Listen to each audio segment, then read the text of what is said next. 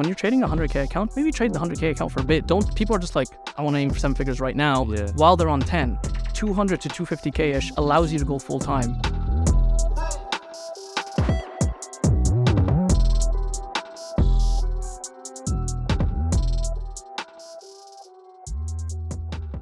Welcome everyone back to the Words of Rizdom Podcast. This is the fastest growing podcast in the trading industry. The best podcast, if you ask me. But I may be a little bit biased, I don't know. But yeah, welcome. We're still in New York. Yeah, we're on tour. And we are joined by another person from Canada, funnily enough. Abdu Trades, Abdu from Falcon community. You know, our good friends. We've had obviously Mark on, we've had Ibi on, and it would be, I think it would be terrible if we didn't have you on. Especially that we're here in New York. But thank you for coming. Thank you for being here. Oh, absolutely. It's my pleasure to be here. It was a quick flight in. I mean, it's an hour flight. It's really quick. So it's good to hop in and it's good to see you in person. We last saw each other in, I think it was the Falcon Christmas party, right? In UK. Yeah, that's cool. Right. We didn't get to speak too much. Yeah, I was a bit out of commission that day. Yeah. No, it was good, man. It was good to see you. It was great to see the Falcon community and, it is really, the community is the right word. If anything, you could use the word family, I would imagine. And I've observed Falcon for a very long time. But before we get on to that, let's talk about your journey. That's how we like to start. We like to start about learning about your journey, how you got into where you are today.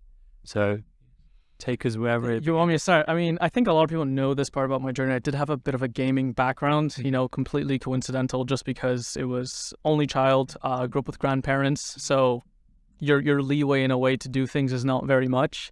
You're home all the time. So I played this game called RuneScape at the time, which a lot of people may have played growing up. And long story short, there was an economy within the game. And then eventually at some point, there was these things called games of chance at some point.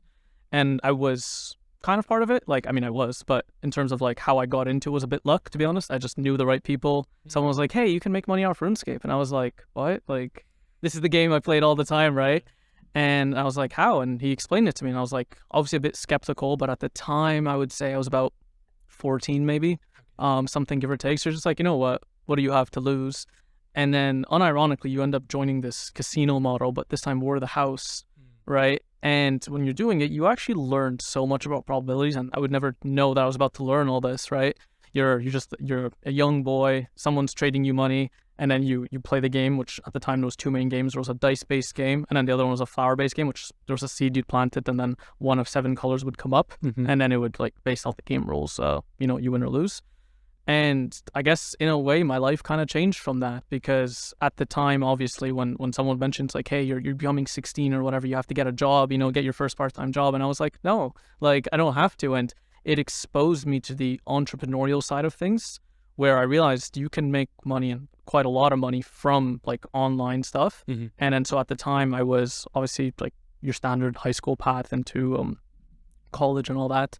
And so I was still studying engineering or I was going to at least at some point. I mean, I graduated engineering, but there was a side, I guess, mentally that was like, oh no, I don't have to do this, and so you end up doing this for the next about 3 to 4 years, give or take, I think. There was variations because things got banned and not banned and all those things. But I would say the probability side of things is what really stuck with me because my paradigm and how I viewed the world, I kind of saw it all in terms of risk assessments because now all of a sudden you're seeing it and you're learning about sequences too, right? Because I remember days where you'd wake up, you'd do the game all day, so to speak, and you would lose money at the start of the day and you'd spend the next 16 hours trying to break even. And then you get it and it was the best feeling in the world. You're like, yes, we're break even.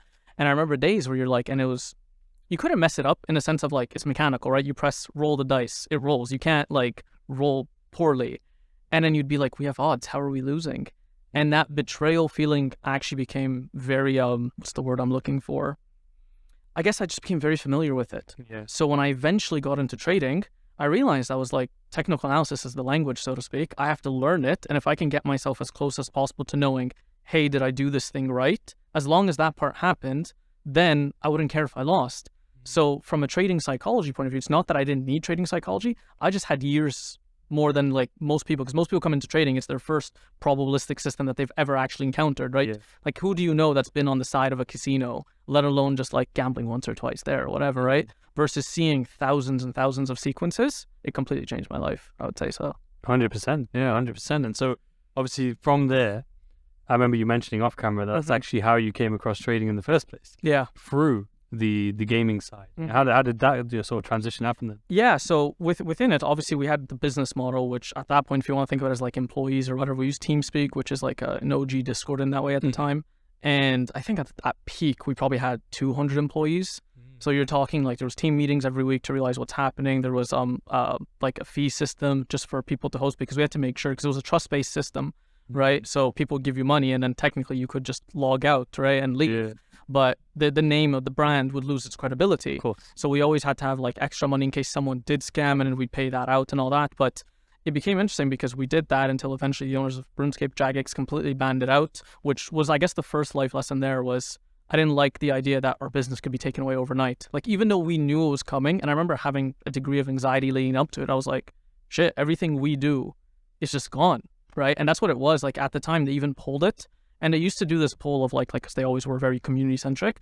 And if something didn't pass with a yes, it was like yes, neutral, or no. And if it was neutral or no, they usually wouldn't push the update. In this case, the neutral won, and then they still pushed the update. So it was a bit like Vendetta-like in that way. And it's, in fairness, I get it. We were disruptive in that way, and in a way making like a large sum of money in comparison to creators of the game. They're like, you can't use our product like that, right? Okay. So then all those people went on eventually to either, I mean, a lot of them went back to whatever you do in real life or whatever. A lot of us, myself included, got addicted to League of Legends. And so that kind of became the next thing. And on League of Legends, there was also like a boosting thing where if you got good enough to League, you can kind of basically play on other people's accounts. They'll pay you sums of money so you can get to a certain rank. Yeah. And people really do care about that status. And that to me also became very interesting. Again, this is pre-trading, because I'd look at that and I'd realize, like, why do you want this high rank that you can't play at? And funny enough, when now seeing like signal services that pass funding accounts for people, I'm like, again, if you get the funded account, you're gonna lose it. Yeah. I was like, so like statistically, we know the stats around that. So that part to me is like, you know, you come into trading and people like make yourself the asset, right? And I guess in a way it's become a bit cliche in that way, but there's truth to it. And I realized in that one, I was like, wait, people really care about getting that status, or maybe kind of skipping the journey, getting to that point. And as if somehow you cheated the system, you'd be able to have it. So in League, you could get to a rank like Diamond. And at the time they had like this, if you were in Diamond 5, you couldn't go lower. Even if you lost every game under the sun, you still had the Diamond 5 name. And then so people could look up your stats and realize you had a 10% win rate and that you're horrible, but the status still said it, right? Yeah. So that was still there. And so we made a bit of money off that as well. And then somewhere in there, it literally on TeamSpeak, someone just linked Infinite Prosperity at the time. And I remember clicking it, and it was the dodgiest website, no offense to them, but their website was very like, you know, you had this attractive woman with a Lambo and, you know, you could do all these things and whatever. And I was like, yeah, this is a scam, you know, and at the time I actually followed the owner Lewis on Snapchat for like 30 days. Yeah. And he used to do these like stories every day back when Snapchat was still kind of, I guess it still is, I don't use Snapchat anymore. I did. But, and I watched them, you know, and at the time the membership was like $300. And I watched them for a month and I was like, you know what? I was like, I feel like, I still think you're a scammer, but I was like, you've earned the scam. I was like, I will gladly lose $300 to this. Worth the risk. Yeah, I was like, you know what? I was like, you've been solid. It's an hour a day of stories. I was like, you're really committed to making this $300. I was like, dude, like, you got it, you know, like even out of respect for the time you've committed to this, you know? I love that. Yeah, and I did it, and it was legit. And I was like, oh, shit. And it was actually also the answer to my problems in the sense of I didn't want to start something that could be taken, like in the same way as the RuneScape side of things, we did it for a few years, right? And that it could just disappear overnight. And that was huge for me because, as I said, like you have your traditional 9-to-5 path, so to speak, but then you, and with that comes like a degree of obsolescence depending on your like line of work and all that. And there was a side of like, wait, like if I can do this and I like that it was skill-based, meaning if I got good enough, so to speak, how can it be taken away from me? You know, and I kind of understood that logic very early on. And then I guess that kind of became the beginning of the trading journey from there. 100%. And there's so much to touch on. Yeah, go for it. I remember when I said to you before, like the only thing that we plan, essentially, is just we start with that one question. Yeah. And you were like, I could take 5 minutes or an hour. Yeah, I was like, whichever way you want to go with that. Definitely. And it makes sense. And it's great to hear because at the end of the day, that's, you know, a journey isn't just, a lot of people just see a trader. Especially in this space, you just see trader or educator or whatever it may be, funded trader, and they just focus on these titles. When in reality, everyone has a journey, an actual journey, you know, and it normally, majority, if not all the time, starts way outside of trading, you know, far outside of trading, you know. Well, essentially yours is a little bit sort of as we talked about and we'll get into now, which is like that intertwined. First of all, I want to touch on something because you mentioned the owners of RuneScape. And I had a primary school teacher. She was a substitute teacher, and she used to claim all the time that her kids were the founders of RuneScape. I swear to God, all the time. And I, being in primary school, I used to be like, this woman is lying. She is like lying. Capping. Like, why would she work here? Right? Why would she work here if her kids owned this? Like, what is she doing? Exactly. So, like, who are the owners of RuneScape? It's Andrew and I don't remember his name, but the Gower brothers. Yeah, and they own a company called Jagex, basically, but I guess they were the CEOs. Because her name was Mrs. Gower. Insane. Right? Honestly, I need to find her and apologize now. Not that she knows. Not that she knows I was calling her a kappa or anything, but yeah.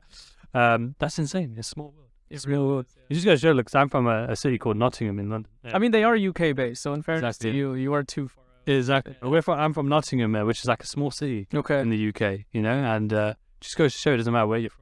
Because RuneScape, to this day, is still a big... It still exists. I thought it would die out like 10 years. Like, even when we were getting banned, it was this kind of like doomsday vibe all the time. Okay. Where everyone like, this is it. And like, the game has survived. Like, I have to give it to them. I don't know what they do. Like, I don't play anymore because once trading became my shift, that was also like a bit difficult for myself because I still had my video game addiction. Like, that was still the way fulfillment for me. You enjoy it. It's very pleasurable, obviously. And I was like, I gotta like do this or that. Even in league, like I was pretty high ranking, not enough to go pro, but at some point, I guess if I committed, there was the side I was like, if I really did this, maybe. But there was a side at the time because I would say TSM was the biggest name in the industry at the time, and I think it only paid like 100K. So if you're comparing it to like your traditional like soccer player or whatever, I was like, you don't commit 18 hours a day to maybe make 100K for 3 years and then you're out of a job. Yeah. I was like, it's not worth it. And obviously the ROI in trading was way higher. Exactly, the ROI. So let's talk about obviously the probability-based mindset, As you say, and as we know, majority of traders, that is their first experience, is when they get into trading. Yeah. And normally it doesn't actually happen in terms of like trying to be aware of it and implement it until sometimes a lot of the time years in. So not even just when they get into trading, a couple of years into it that they start to actually sort of piece together, wait, the way I need to think needs to change. But as you say, you were 14? Yeah, about 14. You were 14. So what was it like for you then? Was it a case where were you aware at the time you were learning this new sort of skills? No, I think it was, we were lucky in the sense of the game itself was mechanical, right? So if you think of technical analysis, I guess in a way, imagine if every candle was always exactly the same to your textbook model of entry, so to speak. That side we were lucky about. So what was left, I guess, was the psychology side of things, which looking back in hindsight, I realized a lot of time where my psychology was not up to par, so to speak, meaning like I'd lose like 5 in a row and I'd be like, today's a bad day, we're done. And you log out and that's it. And I'd look back and I'm like, you would never do that if you actually knew you were the house and you fully believed in the system and you knew it. And because it was purely mechanical, right? And even funny enough, right? Like we had our co-hosts and we knew some of them had bad luck, right? Like I remember we had this friend, Matt. He was horrible. He was very bad at what he does, even though it's purely mechanical. If he got the bet, we were like, Matt, no, like because we do things called splits. Because let's say the bet was too big, it could be like sometimes like $3,000-$4,000, and you don't want to take that whole risk on yourself. Yeah, right. Well, I realized that in hindsight, and I didn't know this at the time, but RuneScape Gold was kind of used before Bitcoin, like before even Bitcoin became like known as like the exchange, the dark mark like currency or whatever. RuneScape Gold was actually used for that. There was a huge black market for it, and it's like you don't know any of this, right? I'm just a child, like even at the time. Funny enough, I forgot to mention this, but the guy who got me in, he's like, there was a buy-in for the clan, and I was like, how much is the buy-in? And he basically said, I think off memory, it was like $5,000, and I was like, dude, I don't have $5,000. I was like, nah, dude. And he's like, I'll pay it for you, and I'm just like, still humoring him. I'm like, all right, bro, pay the $5,000 for me. Yeah. And he's like, just pay it back, right? And then he paid, and I actually remember that particular person. I paid it back like within 2 days. And I was like, no way. Like, I still didn't even understand what money was at that age. Like, I'm not like, you're 14, you still know what it was. But you're not thinking in like mortgages and luxuries and generational wealth. You don't just like, 5,000. Yeah, you're just like, can I afford lunch tomorrow? And that's about it, right? Can I ride the bus and all that? So I would say what ended up happening is the emotional volatility every single day. And in a way, because it was fun, like we did it all day, every day. Like when I'm saying like weekends, Friday to Sunday, it's all you did. During the week, you'd wake up early to do this, go before school, after school, like because it was a 24-hour job in a way, you can kind of just hop on whenever you want. Yeah, exactly, right? Like imagine you can always trade if you wanted to, hypothetically, right?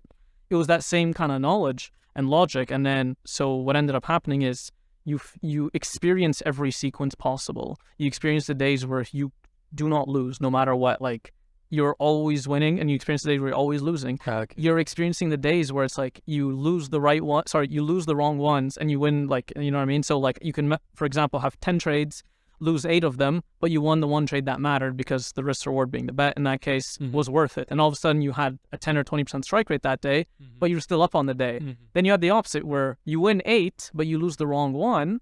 And versus like trading, you tend, like most people tend to trade a degree of fixed risk. Yeah. We didn't have that luxury because it was almost like if you didn't take the bet, someone else will. Right. And from like a business point of view, you don't turn down the client. So that was the side where it kind of now forced you to always take the trade, so to speak. And in a way, kind of taught you something, because what actually happened then, so people would lose their money sometimes being our co-host, and we'd loan each other out. So, and when we loaned, we never like charged each other interest. You never like, you're not like, oh, whatever. And it was interesting because you would know your friend could owe 4 different people money.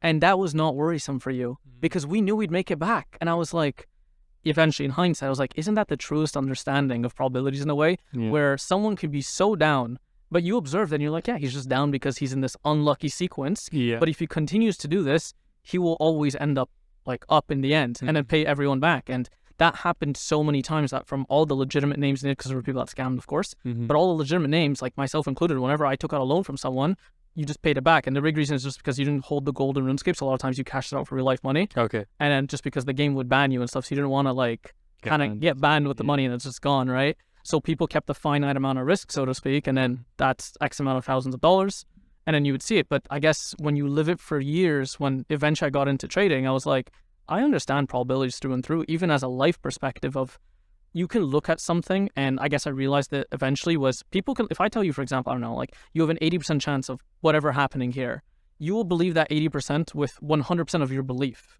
But the 20%, you won't give it that equal 100% belief. And then so when it does, that 20% happens, you almost feel betrayed. And then that betrayal is like targeted to you, right? Because it's you're the one getting like fucked over in a way.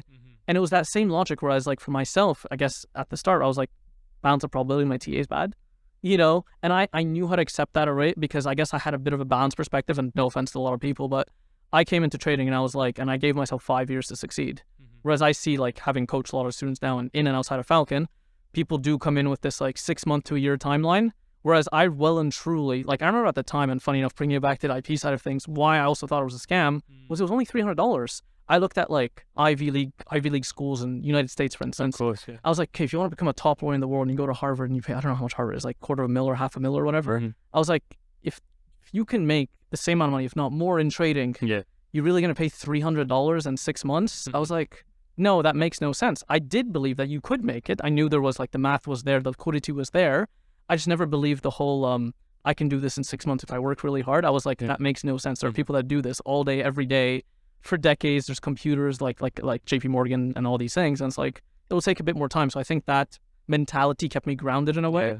And then having had the years of psychology already, it kind of made it like, okay, I just have to get my TA to a level where I'm like, if I know I'm doing this part right, then it's probabilities. So essentially for you, it was like you already had built the hardest part, the hardest element of trading already. You'd built that strong foundation on that side. So essentially it was like, most people is the opposite way around. The technical analysis you pick it up relatively quickly. Yeah. But most people aren't going to find themselves in that situation more than likely, unless, as you say, said off camera, like how many people find themselves working behind the scenes in a casino, for example. You might work in a casino, for example, but you're not like dealing the odds, not your money. You might just be dealing the cards. Yeah, exactly. So you're kind of like almost zoned out in a way because it's just a script you're kind of running, you know? Yeah, 100%.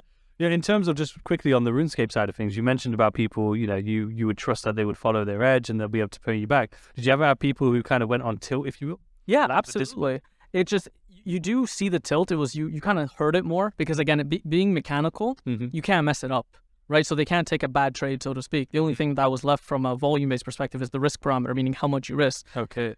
And again, that was the side of if I could go back and control things, I would say yes, guys. Like call it like a portfolio diversification. I would say no, we would never take a trade bigger than this amount. You'd have to do this. Like that's the side that I've learned more from trading that I would like retroactively apply back. Okay, yeah. The tilt side of things I think was just hilarious. I think it made us all extremely negative, yes, because you're just hearing like every curse word under the sun. You're hearing all of it, right? And in a way, a lot of people didn't really. Like, I don't know if the term ASR is like a trading wide community, but it's just being like reviewing your trades and seeing what you could have done better, right? And in a way, funny enough, which I'll just connect this in a second. Just so you say, advanced self-review, right? Yeah, exactly. I wasn't sure if it was like one of those like everyone knows that. Just in case anyone out there doesn't know. Yeah. I remember I had this friend Josh, who played League of Legends, and he was actually one of the best in the world. And I remember it was kind of like learning about forecasting very first time. We were playing a game, and he was a lot better than me, so it was like helping me like level up.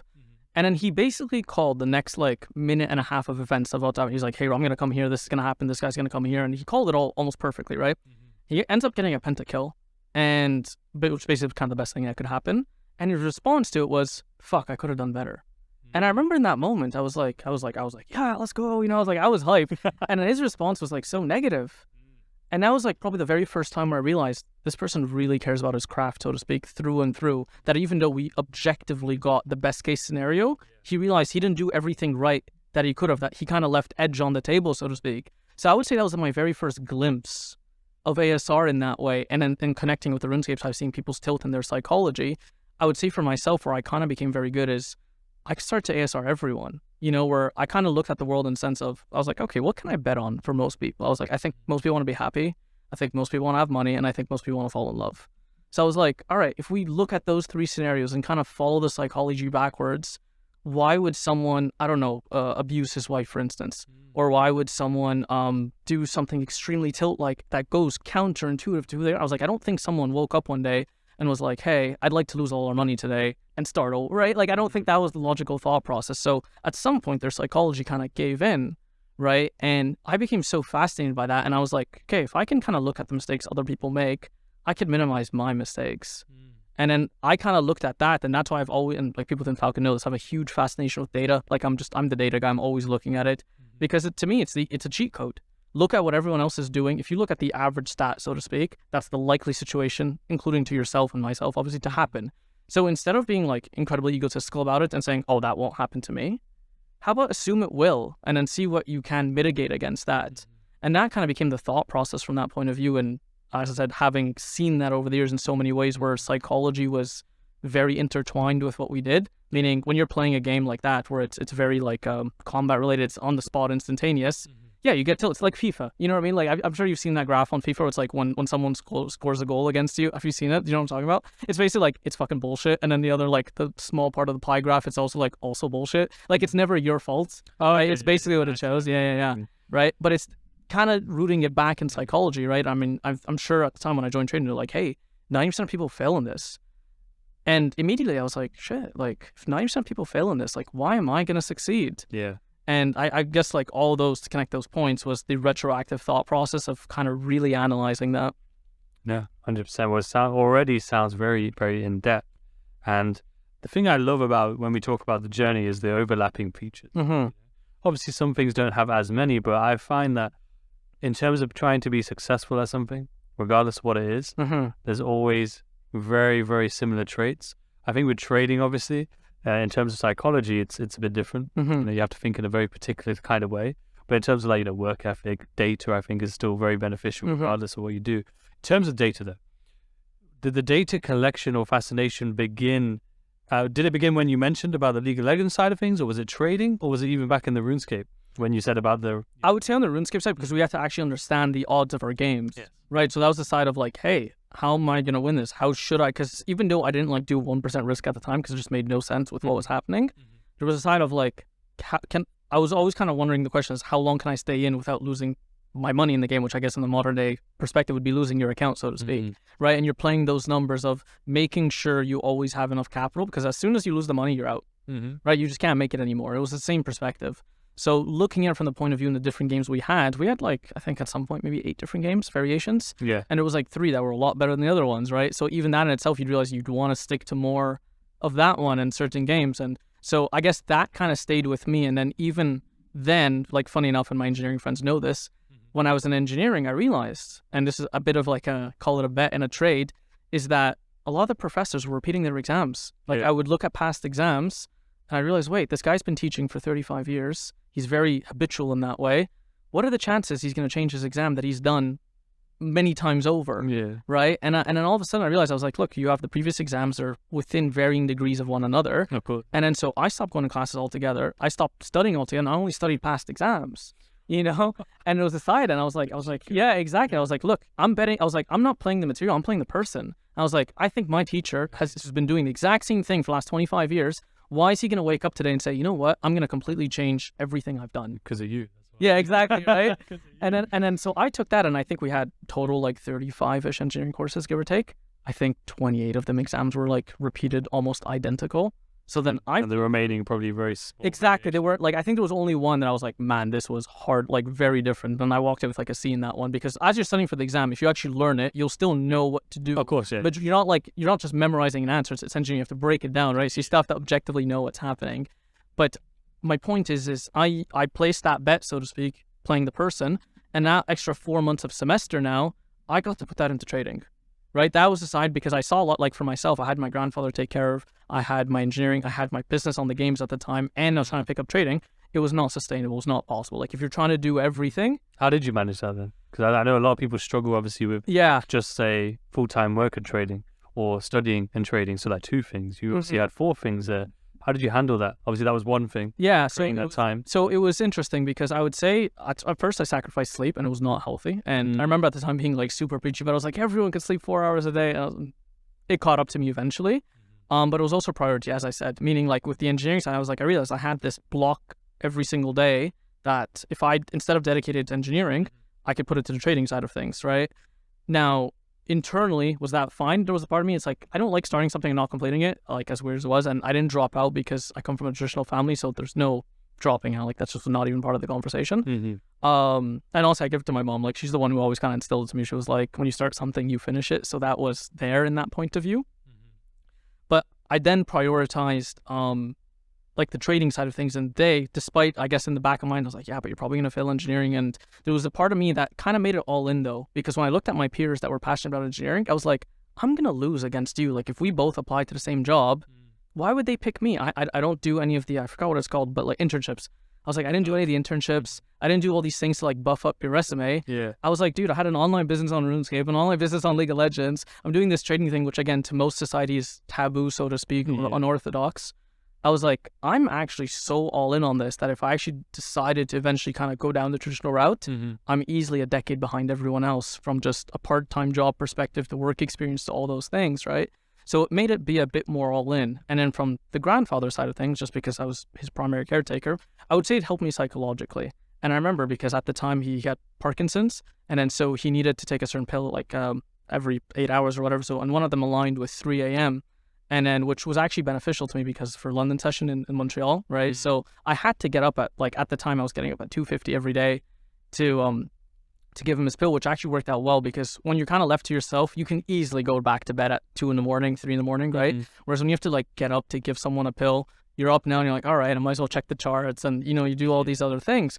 But I remember this one particular time I took a trade, and then he needed to be like showered and stuff. So I took the trade, and then I went to like showered him and changed the sheets. I did everything that needed to. And that took about an hour and a half from start to end, because it takes a bit of time when you're doing it with someone, right? And I came back and the trade was a loss. And I was so mad. I was like fuming, right? And I had known this for a while, but I didn't want to admit it to myself. And I asked myself, like, funny enough, I kind of like almost like in a way stepped out of my body and like looked at me, and I was like, why are you mad? And I was like, because the trade should win. And I was like, yeah, why? And I was like, and the answer, like almost like as soon as it came out, I was like, because I take care of my grandfather. And I was like, the market doesn't give a fuck. I was like, your trading's garbage, right? Like, and it was a part of, I was doing too much. I was doing all these other things. And it's almost like I wanted the market to reward me for being a good person, so to speak. And in a way, I realized, I was like, the market does not care if you're evil, if you're good, whatever you do. It's the whole, like, the sun shines on everyone kind of logic, right? And that was a deeper perspective of, and I teach it to my students where I don't want to come off as cold, but I'm like, your situation's your situation and it's your cards, right? And for my grandfather time I was like, I have engineering, I can't get rid of that. I have my grandfather, can't get rid of that. I was like, what's left is sleep, social life, and then maybe quit the video games or whatever, which my business was on it. So it was like, it's a hard one there. And I was like, well, okay, I only have this amount of time left now. Part of me was like, and it sucks to like say to voice it like this, but part of me was like, you know what, like my grandfather won't always be around. This won't always be, engineering finishes at some point. I was like, okay, for the time being, I may have only 2 hours a day, for instance. I got to make sure now I'm hyper intentional with that 2 hours. And it's like, what am I trying to get out of this session? And that's where I kind of realized for a lot of people is they kind of do trading work for the sake of doing trading work, rather than like you would never go to the gym and then like use whatever machine is just available. you actually know days in advance what it is you're going to do, what reps, what count, and all of that before you get to the gym. Versus you don't get there and you're like, oh, the bench press is free. I guess I'll do bench press, right? But people approach trading like that. They're like, just show up. And it's like, to a degree, sure. But if you're trying to be efficient, if you're trying to like actually make results. You got to know there has to be a fundamental purpose to everything you do. So that was kind of that. And then after you do it, and as things started to free up, I guess at some point, you're able to go all. It's like a process. Yeah. And as I said, for myself, I kind of aimed to go full time about the time I would graduate engineering. Like that was kind of the goal. And because I was like, I don't want to work. I was like, I've done so many entrepreneurial based stuff. I don't call it that just because like I didn't intentionally like, I'm going to be an entrepreneur. It was just, I just found myself there. I was like, oh, cool. We're doing this. Right. And as I got into that kind of transition, put more and more time into it. 100%. No, 100%. I think a lot of people can learn. I think the major thing that you said there was definitely being intentional. You know, as you say, so many, if not majority of people, unfortunately, they just turn up, they do it for the sake of doing, you know, and there's no intention. And I think the great analogy you used there in terms of the gym, because it's perfect. You know, you don't just turn up and, okay, today I'll do this, today I'll do that, you know, while breaking into steps and having your plan in place. Most of all, knowing, okay, I have this amount of time, right? This amount of time, so I need to use that time. While, you know, there was a lot that you said there. Yeah. In a touch up, right? And I'll focus on this point first because this is kind of, you know, related to exact topic we were talking about, which is, do you, based on how many people you've taught and everything as well, how many people waste time, right? They say they don't have a lot of time, but if you when you talk to them and you probably realize and dissect it to them, they have loads of time. They just waste it. I would say quite a bit, and it's also maybe not even just wasted time, but there's no purpose to their time in a way, right? And they're almost not reverse engineering what it is they're trying to get out of something. And in a way, I would say that was like the huge part for me is I was always in that reverse engineering mindset and coming down to the stats, right? So I'll look at anything and I'll be like, why is this the way that it is? Like, how does this objectively happen? And in myself, like, as I said, I was taking care of my grandfather and that to me was a priority, which nothing wrong with that. But I can't expect my trading to get better because I'm taking care of my grandfather. But in a way, I did psychologically feel betrayed. And funny enough, I guess digging into trading psychology from people and like just talking to students, I realized I was like, trading doesn't create psychological problems, but it does expose them. And that was the side where you can kind of see where it is coming from for a lot of people, how they kind of came to be. So for myself, in realizing I have this limited time a day, because you hear the word balance all the time. And like, how can I balance my day? And then sometimes I'll kind of play stupid with this. You know, I was like, what does that mean, balance? And they're like, you know what balance means? I was like, no, I understand the physical definition. Yeah. But what does balance actually mean? And then they're like, well, I want to do this part of my day and do that part. I was like, okay, you want this almost arguably picture perfect day where you can kind of spend a bit of time on everything. And that kind of brings it back to the perspective of like, when I was saying, comparing it to a sport, in the sense of, are you good enough to actually like do this? And everyone else is doing it all day, every day. What gives you that edge from that point of view? Yeah. So I guess in that way, when looking at it is looking at the time, looking at the perspective of how people use things and looking at the intentionality behind it, you can change priorities along the way. And I think that kind of became the important part to me is realizing, okay, for a while it was my grandfather, for a while it was my business. Like as soon as the business side ended, I loved video games. I still want to play video games, but I realized it was either video games or it was learning to trade. Yeah. So I was like, I dropped the video games. And no, it was not easy right away. There was that side every day where you do 4 hours of trading work and you're like, great, I can now play this. And I did for a bit until eventually I was like, it's not going to make me who I want to be, you know? And then over time, I ended up like, I would have like, okay, you can play once a week or whatever. Until eventually I kind of realized, I remember this one particular day I played all day and I actually won most of the games that day. And I remember at the end of the day, I kind of felt, I don't want to use the word depressed, but I just felt like very sad and whatever. And I was like, why? But you won, right? And there was a side of me that I just looked at, I was like, because I'm not growing anymore. Like I got so addicted to the side of scale and, you know, becoming better at something versus this I realized was like, it was just obsolete and finite. Yeah. And I was like, no, we got to stop this. And then as a perspective, I guess, even in my own life at some point, I started to look at everything of what can I do every day to get better? So connecting it to the trading side, and when I like started to go to the gym more seriously, I remember at the time I'll take a trading loss and then I would do nothing else that day because trading was the most important thing, right? So I was like, who cares about everything else? Yeah. So what would happen is at the time, let's just say, I don't know, I had content to watch that week and I'd say, okay, we're going to watch 2 hours of content every day for whatever. You can kind of cheat that because you can come Saturday and the days you missed, you kind of stack it and then watch 6 or 7 hours on Saturdays to make up the difference. Yeah. Right? But what happened at the gym is at some point, because I guess a series of losses and whatever, I didn't go to gym for like 3 weeks. And then when I went back, I was like trying to think to myself, how can I cheat this? Like, how can I make up that lost time? And I was like, oh wait, I can't do 500 like bench presses today. Yeah. And it kind of dawned on me. I was like, wait, that time is now gone and there's nothing I can do about it. Like I can't make up for those like gym gains in a way, right? Yeah. And I was like, shit. And I was like, I took a bad day and my actions made it worse. So my thought process then swift. I was like, okay, on a bad day, if I can control the bleeding, if I can like minimize the damage, in a way that compounds in itself, because instead of losing like this much, you're now losing this much. And over time, you realize how much that actually happens. And you see this with stats where people learn to walk away from certain losses, for instance. And I'm not saying that's the smartest thing mathematically to do, but psychologically, maybe it is. I remember for myself, at least, if I took a -1, I'd stop for the day. In a way that actually protected me, because I ended up not like blowing funded accounts, because you'd hear people like, I started bad and then by then they lost the account. That is like completely out of my reality because I had that damage control kind of limited. Now, do I agree with that in hindsight? Again, from a mathematical point of view, no, that's not how you play an edge. But psychologically speaking, it allowed me live to fight another day, so to speak, which allowed more experience, allowed that refresher mindset where you kind of come back, you're like, okay, new day, let's do it, right? Yeah. And it compounded. But that's obviously if you were to like, say, just keep taking it and let's say it was a losing streak, but you're in this process where you're learning, you just have this very negative and almost traumatic experience. Exactly. Where instead of coming back the next day, you're coming back next month, 3 months time. Well, I mean, if you look at it even just as a value, I don't think the average person can well and truly like often afford like a 100K assessment, right? Like that's, I don't know, like most like 1.2K, give or take. Yeah. That's not an easy sum of money to just drop for most people, statistically speaking, right? So if you feel that that's a large sum of money or that's like maybe a month or two of saving money on the side, every trade you're taking is like part of your soul is in that. Yeah. You know, you're not just like, oh, okay, we try again. So part of it now you lose 2 or 3 and already you're kind of seeing the end in that way. That tilt is coming in, you know, it blinds you and then it becomes a bit of a self-fulfilling prophecy in that way. Yeah, no, very, very true. And in terms of, again, we're kind of like reverting back a bit to those broad topics that we covered. One of them was like, in terms of the business, the gaming business, how much did you make from them?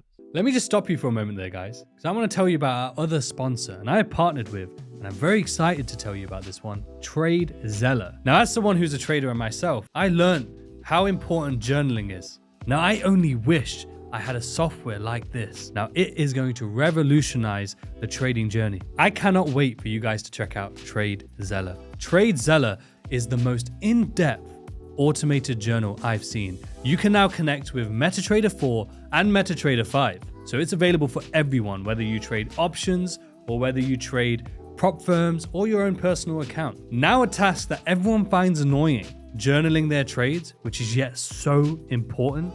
Everyone needs to journal their trades. They need the data, but yet very few people do it. Why? Because of the struggle.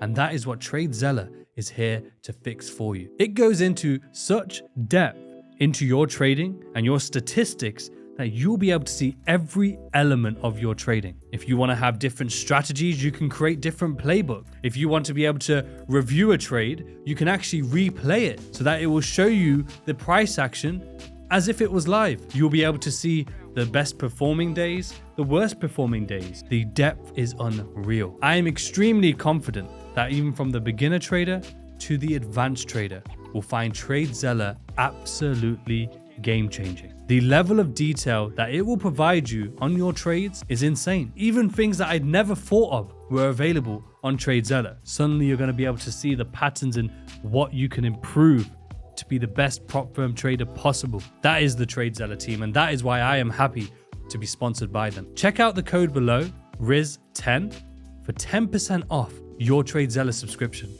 The link is in the description, and let's get back to the episode. Quite a bit, honestly. It was something at the start. I would say it was like a few $100 here or there, and then it ended up scaling into like thousands per night at some point. Wow. You know, and but also on the losses side too, because we didn't have that like damage control, so you can lose quite a bit. But I would say it was definitely very eye-opening because alongside those people at the time, obviously we used to use PayPal and Bitcoin to transact, and we didn't even know about Bitcoin as like a crypto. Like we just knew it as like a transfer of money. Yeah. You know, so a lot of us ended up kind of going through that bull run, so to speak, purely out of us having Bitcoin. And you're like, holy shit, like this thing grew. I would say the conspiracy side kicked in a bit more because now you're really an outcast of society, right? You're making money off video games. You're dealing in Bitcoin. Like, who do you know that relates to that, right? So the conspiracy actually completely is like on your side. And even like my side, I remember I had to talk with the bank. They're like, where did you get this from? You know, it's the fraud department. And like, yeah, by their own like assessment, I would be a drug dealer because it's like, I tell them, it's like, I play this video game and I sell money. They're like, you have the 60-year-old there, he's never heard of that, right? Like, that's not a thing. So yeah, no, it was very profitable, and then even like legal was a lot less, but it was still a few $100 a day, which again, in comparison it to your average job, so to speak, it was a lot more. But it taught me two things. One, you can make money off basically anything in the world. Like, see, that to me was a very big paradigm shift. I was like, if we can make money off RuneScape, I don't know why you can't make money off anything else, right? And then two, when I realized it was skill based, I was like, I kind of realized, like, as much as logical as it is, I was like, the better you get, the more valuable you are. Like, as stupid as like and obvious that is, I had to like see it in the moment where I was like, oh, when I got better at League, I was like, I could charge more prices. Yeah. And the demand was always there, right? Like there was a big enough, like I think League had like 100 million monthly players. So like it was always there, right? And it kind of kept that perspective. So eventually into trading, I was like, oh, you got to get like really good at this, you know, and with the stats, it helps prove that too, obviously. What about passion? Right? Because you're passionate about these things too. Yeah. So would you say that was an element to it as well? I don't know if I was passionate before it. I definitely am, like, through it. Like, I've enjoyed that constant puzzle on edge, and I think there obviously is an adrenaline rush in, like gambling is addictive inherently. There's an obvious reason. There's higher highs and there's lower lows, I guess, right? And it was that same perspective of there's something so nice about understanding a system ahead of time and knowing if you do this long enough, you come out on top. And I think that's a side that a lot of people actually do like in trading, but they just don't live it long enough. And it's not their fault. Like most traditional upbringings do not have like probabilistic risk assessments throughout your life, right? What is it going to happen? You're asking a girl out, right? Like, again, by volume, even if you look at like Tinder, hypothetically, Tinder doesn't show you your strike rate, so to speak. If you actually saw how many people were not swiping on you, you'd be depressed, right? Oh my God. Whereas people are like, oh, you know, they're like, yeah, I've been swiping for 2 months. And it's like, yeah, that's a lot of no's. If I had to guess, yeah. Let's release those stats. He's like, yeah, exactly. They're like, let's show it, right?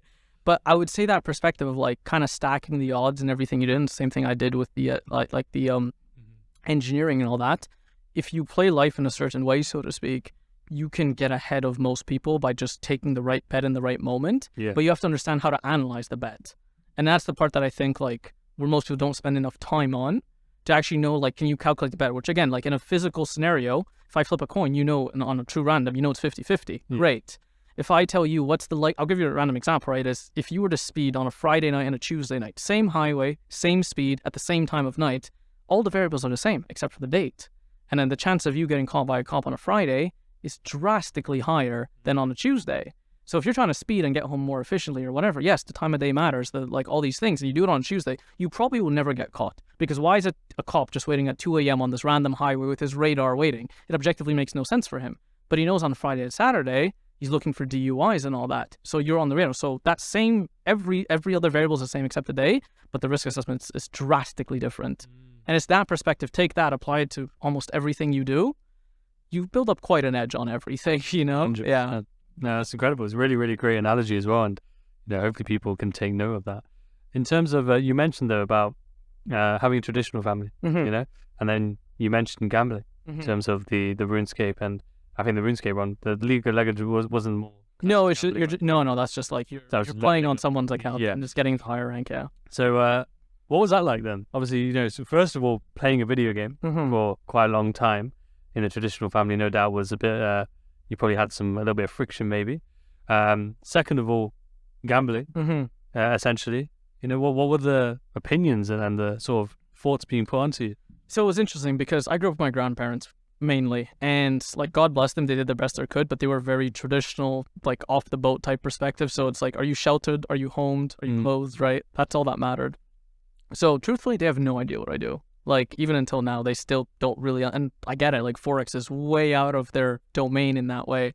So to them, and because my grandmother at the time, she just like pre everything that happened in 2020, I had my own curfews, you know, so when everything happened, that was just very normal to me. I was like, oh, like, yeah, curfew, like that's normal to me, because I had to be home by like 5 p.m., maybe 6 p.m. You know, my grandfather would take me out, but if I went to like, let's say the movie theaters for my friends, he would wait outside, and I'd feel, and he wasn't doing this in any malicious way. He just kind of solely kind of knew. So it would make me feel guilty because I'm like, I don't want to go to a movie, and you know your grandfather's just outside waiting in the car, right? I was like, I'm good. Like, so I stayed home, right? And so they never really questioned that side of things. I would say, yes, I did grow up with a Muslim background, and obviously I spent about 9 years in Egypt. So there was like, yeah, about 9 years. Yeah. Were you born there? I was born in Canada, and then I kind of did a back and forth thing over the time. Yeah, so I did 9 years in Egypt. And yeah, I have like a strong Islamic roots from that point of view. So there's the side when you're young, there's a side of you that just doesn't care. And then there's a side of you that's like, is this gambling? Is this haram? Is this all these things, right? And I did deal with a lot of Muslims, and it was interesting because the perspective did come up often, right? They're like, hey, like, how do you feel it's haram? And I asked the question, I was like, are probabilities haram, so to speak? I was like, if you're on the side of the edge and you can play it long enough, is it really haram, right? I'm not a scholar, so I'm not going to give the religious opinion on it. Yeah. But to myself, I didn't feel like that was haram because I felt like I was actually playing a system, especially as it became more of a system. At the start, yeah, sure, it was probably a lot more. No variable was controlled or whatever, but I was like, if you control this, it's an edge, right? Now, I know in Islam with Forex, right, and that's the part where I guess I kind of leaned on that opinion is, there's the Islamic accounts. So I was like, okay, that's for the rollover, which I get it. You don't want to get paid like the loan money or whatever, which I think is kind of an outdated rule now because rollover, I don't know, it's always negative now. So I feel like it's not even haram anymore because you're literally always paying rather than getting. But objectively, yes, you can opt for the Islamic accounts. So I was like, okay, so if trading then is legal in that way, then I was like, I guess this was, right? So that was the side to me where I just wasn't too bothered by it. If I'm being real honest, I never really, I was never hardcore Muslim in that way. And it was a side of like, as I said, if I was like, I think I'm playing math. I don't actually think I'm doing the side of like drugs and alcohol and gambling, risking the family's like money and whatever. I was like, no, this is controlled.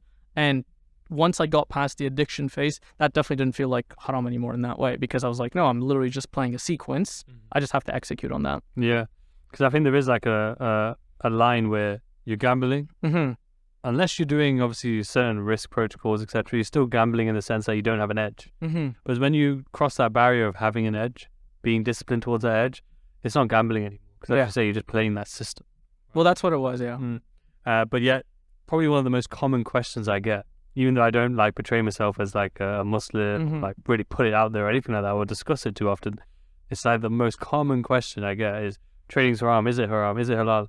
And I'm just like, look, who am I? Why are you even asking me? Yeah, I'm like, I was like, you can already see we're trading, so you're like a bit of a biased person. And that's why I said I don't want to give, like, maybe it is, and like, I hope it isn't. But there was a side I was like, I don't think I'm doing, because if you actually kind of like look at these objectively speaking, so to speak, a lot of these things like usage of alcohol and stuff, it's less to do with like the actual substance and more to do with your reaction to the substance, right? So like when you get trashed, if you are someone who's more likely to make a lot of impulsive and bad choices, it could lead to any of the myriad of things that like alcohol and drugs can lead to. And the same thing with gambling. If you can actually stop your risk assessment, I could see that too from a trading point of view where people go from an edge to gambling. And that's something I teach sometimes. I'll be like, nah, that trade was a gamble, right? I was like, I see what you were trying to do, right? But I was like, no, there was, you lost your edge and you needed to walk away, so to speak, right? And then that's the side of like that fine line. But as you become more professional about it and you know your trades and you know your edge genuinely through and through, then I don't know, just edge to me, I guess at that point. It could be wrong, of course. No, of course, but no, I respect it. I have the same sort of viewpoint as well on that as well. So like, you mentioned that you say you were raised by your grandparents. Where were your parents? Were they? My father's never been in the picture. And then my mother, like she was, but unfortunately he kind of had a lot of issues with her in court and stuff. So there was a lot of drama from that point of view. So my mom tried to be in the picture as much as possible, but there were times just because she had to deal with court stuff in Egypt. And she thought it was safer for me to just kind of grow up in Canada. I mean, I was born there, but objectively education and everything and that, she was like, you're probably better off not dealing with this. And then when she was able to, she ended up joining. But at that point I was kind of like a teen, so it's kind of on me now where you're a teen and like you don't want to listen to your mom or anything at that point, right? You're kind of a bit more secular in that way. What was that like growing up then, like handling this very unique situation? It sounds all quite unique anyway in terms of your journey, doing the whole RuneScape. Yeah, I mean you do find yourself in a lot of ways, I would say, right? Because I had to kind of depend myself in ways that you don't really kind of think you have to, right? So even like growing up in Montreal, right, French is part of the language, and my grandparents being Arabic, there was no one to help you with like French homework. And you're kind of just like, oh shit, like how do I do this, right? And then even call it like social small talk. I don't think I learned about like Eminem until like late high school, right? Because look, if no one introduces it to you, right, like how are you just going to like discover? And YouTube wasn't what it is now where you can kind of look at trending. It was just like the OG memes back then and maybe a music video. So all of a sudden someone's like, hey, did you hear like Lose Yourself? And you're like, what? And it makes you awkward in so many ways. Like I did have an extremely socially awkward phase coupled with you're protected by your monitor, right? You're on this online business, but at the end of the day, there's no camming up. It's just all voice. You have your like kind of like IG names, right? Where you could be whatever you want to be, right? You could be Riz or you could be, I don't know, Electric Plug 72, right? And it's and then people would actually refer to you as that. They're like, hey, electric plug. And you're like, oh, I guess like we're just chill with this, right?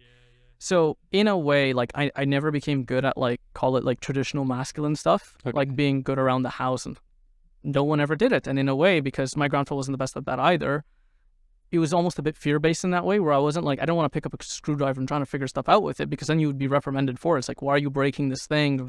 You know what I mean? So in that side of life, I kind of never really touched those things. And even from like a gym point of view, I started that really late relative to peers.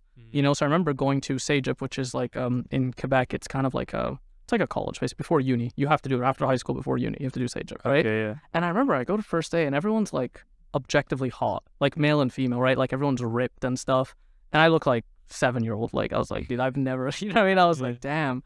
And it was a side of me that kind of just became extremely insecure in that moment. I was like, shit, like these people have obviously been working out for years to come, you know, for years that have happened. And I didn't know that, you know what I mean? Like, I didn't know you're supposed to do this. It may seem now, again, if you take how YouTube is and how social media is now, it seems obvious to do all these things. But if no one ever told it to you, you know, and I remember the first time I went to the gym, there was no like workouts online that you check on YouTube and you're like, okay, I'm going to go do this. So I actually go to the gym for the first time and I just see the machines and I'm like, okay, I'll do a bit of this guy, I'll do a bit of that guy. And I went on and, you know, I put it to a weight that just seemed comfortable because again, I don't know that I'm supposed to like target hypertrophy. I can never pronounce that word, but you know what I'm trying to say, you know, and like, yeah, exactly. Like break down a word and all those things, right? Break down the muscle, sorry. And break down the muscle and do all these things. I'm just like, I'm trying to go for convenience here where you're like, you know, you're like 2 sets of 10.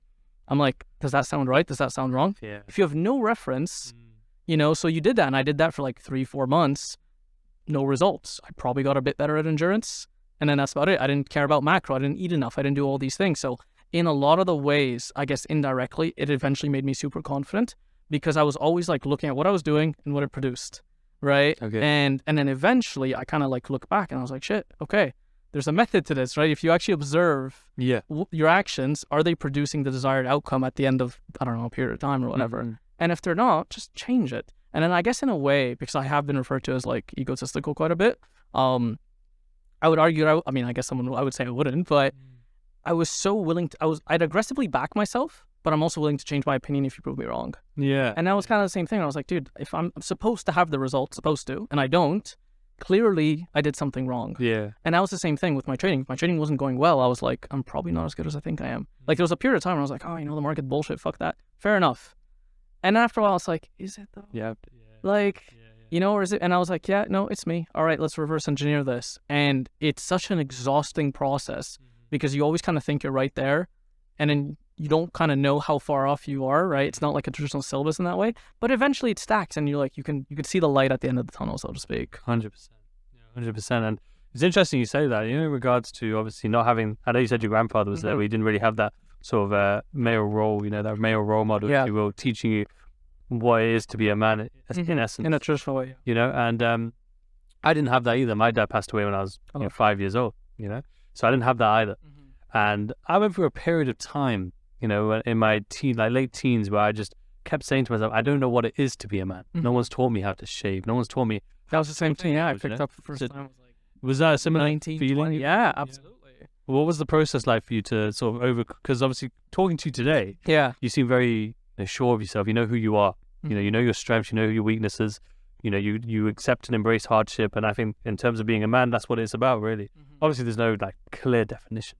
But in terms of if I was to try and define it, I would say it's like someone who knows who they are, right? As you said, like backs themselves aggressively, but understands they can always learn and be better, and they might be wrong, but then willing to take on hardship, right? But when we don't know, if we're questioning ourselves because we don't have that role model, we feel lost, right, and confused, and we doubt ourselves that we can never be complete. That's how I felt. But what was that process like for you? I would say it was a couple of things. I had some good friends along the way, right? Like obviously, and I remember my first like best friend in life, so to speak. His family kind of pseudo adopted me, and so in Egypt, right, I would spend like months at a time at their place. Like it was summer vacation, and I would just go to my friend's house, and I would leave in June, I'd come back like late August, right? Like and they honestly took me in, so because they understood like the situation was going, and they were telling my mom like they were like good friends with. They're like, he's an only kid, like. Let him play with the rest of the family, you know, and, you know, like just travel with them and all that. So there was a side that I kind of saw his father and his family, and I realized I was like, okay, wait, life could be more than this. and in a way, you still go through all the phases of like resentment and all that, but at some point you make it past it, right? Yeah. And I remember because there was also this other like story, right, where I kind of, I guess maybe from a young age I really did look at things like this, but I remember there was this girl that I liked. It was like high school, right? And I was like telling my friend, and he's like, she's way out of your league. And I remember, and I was like, and I just looked at him, I was like, I actually did not understand what he meant by that. Like, I really didn't. I was like, why? Her walker's right there. We go to the same school. Like, I'm not trying to ask out like Emma Watson over here or whatever, right? I was like, like especially Harry Potter at the time and all that. I was like, what does he mean by that? And I get it. It was like a shot at how I looked and everything. Like, eventually I understood that, right? Fast forward maybe like 7-8 years or whatever.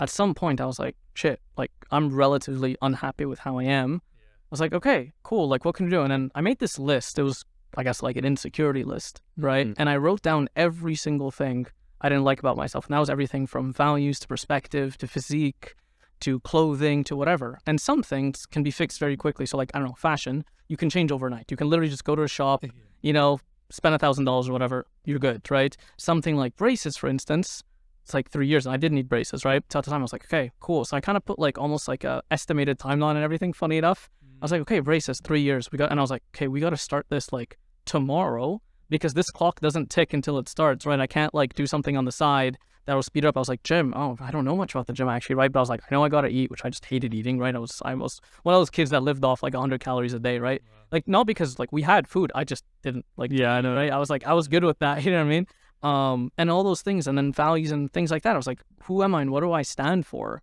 And in a way, like I looked it up, like all the values, and I read them, and it started out where you pick the ones that you think sound cool. But then I asked myself, I was like, could I actually be this person? Like, do I care about, I don't know, like something that's huge for me is loyalty, for instance. And I was like, yeah, I do. And in a way, I understood if I want it, I also have to give it. So I was like, yeah, if you're going to be loyal, like, chances are you have to be loyal first, and you have to do it as well. If you're going to be kind or objectively, whatever, right? You have to extend that kindness on every day. So if someone's having a bad day, maybe don't react in that way and realize, why are they doing this? Which kind of also went into perspective, as I said, is like, why are people reacting the way they do? I don't think people out there choose to be like purposely negative and mad. I think it's a byproduct to a lot of experiences, and then they kind of can't get out of it. But that stayed the same thought process. So along the way, I guess I started to like create that list, and funny enough, like bringing out the dating side of things. I remember at the time I was like, well, here's all these attractive people. It's like, why would they go out with me? Until I realized, wait, they have their insecurities too. So then you'd have like this really attractive girl or whatever, and you'd realize she was like hyper insecure about a lot of things. And I remember this one dude, I'm sure you've kind of seen, it's like this really attractive girl with this not very attractive dude. And you're like, but how? And you're like, who, like, and you look, and I remember looking, I was like, okay, like we can do something here. And I learned to kind of double down on my strengths, but also to fix the stuff that like you should have a degree of maintenance in, you know what I mean? Like, I think everyone should work out to a degree and be healthy just from the health reasons, right? You don't need to be a bodybuilder or whatever. You should have a good haircut, good fashion or whatever, because these things, they represent you, So that kind of became the thought process alongside with, as I said, like everything becoming edge/ROI based, and then just, I guess, following through on every decision afterwards. 100%. No, 100%. I love that. And, as you say, so many people have insecurities. I think we all do at all times. We always have something that will be there. Yeah. But I love, what you did there, that exercise, writing down. I've always found writing down things is very powerful, and I know that's a big thing in Balkan, which we'll get onto in a moment. But, one thing I did, for example, when I wanted to find a partner, I always had this thing of wanting to find a partner, and I was obviously, again, reverting back to what we just talked about, I couldn't talk to girls. Even to this day, even though I'm married, if a girl, speaks to me, for example, I'll just be very awkward and shy. Even to this day, honestly. I don't know what it is, but it is what it is anyway. But I remember when it came down to it, my mum told me, she said, write down in a book everything you want from a partner in detail, not just like, she needs to look good. In detail, eye color, hair length, mannerisms, etc. So I did that. And then you just leave it. You just leave the book. You don't have to read it every day necessarily. You don't need to even think about it. Put it out there. Yeah. Exactly, yeah. And then literally I did that, and I think within 2 months, even though me and my wife had followed each other for years, somehow those events suddenly something happened where, I messaged her and this happened and that happened, and there we are, we're married, right? And, it's an exercise I've done many, many times. Same with trading, same with business, same with just, friendship groups. But exactly what you did, where you listed out something a bit different, where instead of listing out, what you want to be, you listed out everything that you didn't like about you. Yeah. and then realize, okay, and then did the time scale. It's almost like planning, being realistic and understanding what it's going to take. I love that. I think a lot of people can take away from that for sure. So leading on from that, was there one more question I had? We talked about, one last thing. Yeah. And then we'll move into more of the trading side, even though a lot of things have overlapped. Yeah. Trading. But the last thing was in regards to looking after your grandfather, Mm-hmm. right? Nowadays, and I've been guilty of it, no doubt, we're very reluctant to sort of spend time with family, sacrifice things for family. If anything, in the society we're living in now, family is being sort of kind of removed. Mm-hmm. It's kind of being shunned and getting rid of. But what was that like for you? Obviously, I can imagine because they did raise you, there was definitely a level of love and respect, of course. But at the end of the day, you were a teenager. At the end of the day, you had things like trading and education that you wanted to pursue, a social life, no doubt, as well. What was it like having to sacrifice that time and of your own life in its essence to look after someone else? Honestly, it was angry for a lot of it. I think I felt FOMO. I think I felt like resentment. Like in a way, I understood they were like my parents and like obviously they're my grandparents, but to me they were predominantly that way. And I was like, damn, my parents are old now, right? Like I'm doing now what I would be doing at 40, for instance. I'm doing it in my late teens / early 20s. Yeah. And in a way, you're kind of giving up. Like Friday night, you stay home and you do that, and you're always on high alert.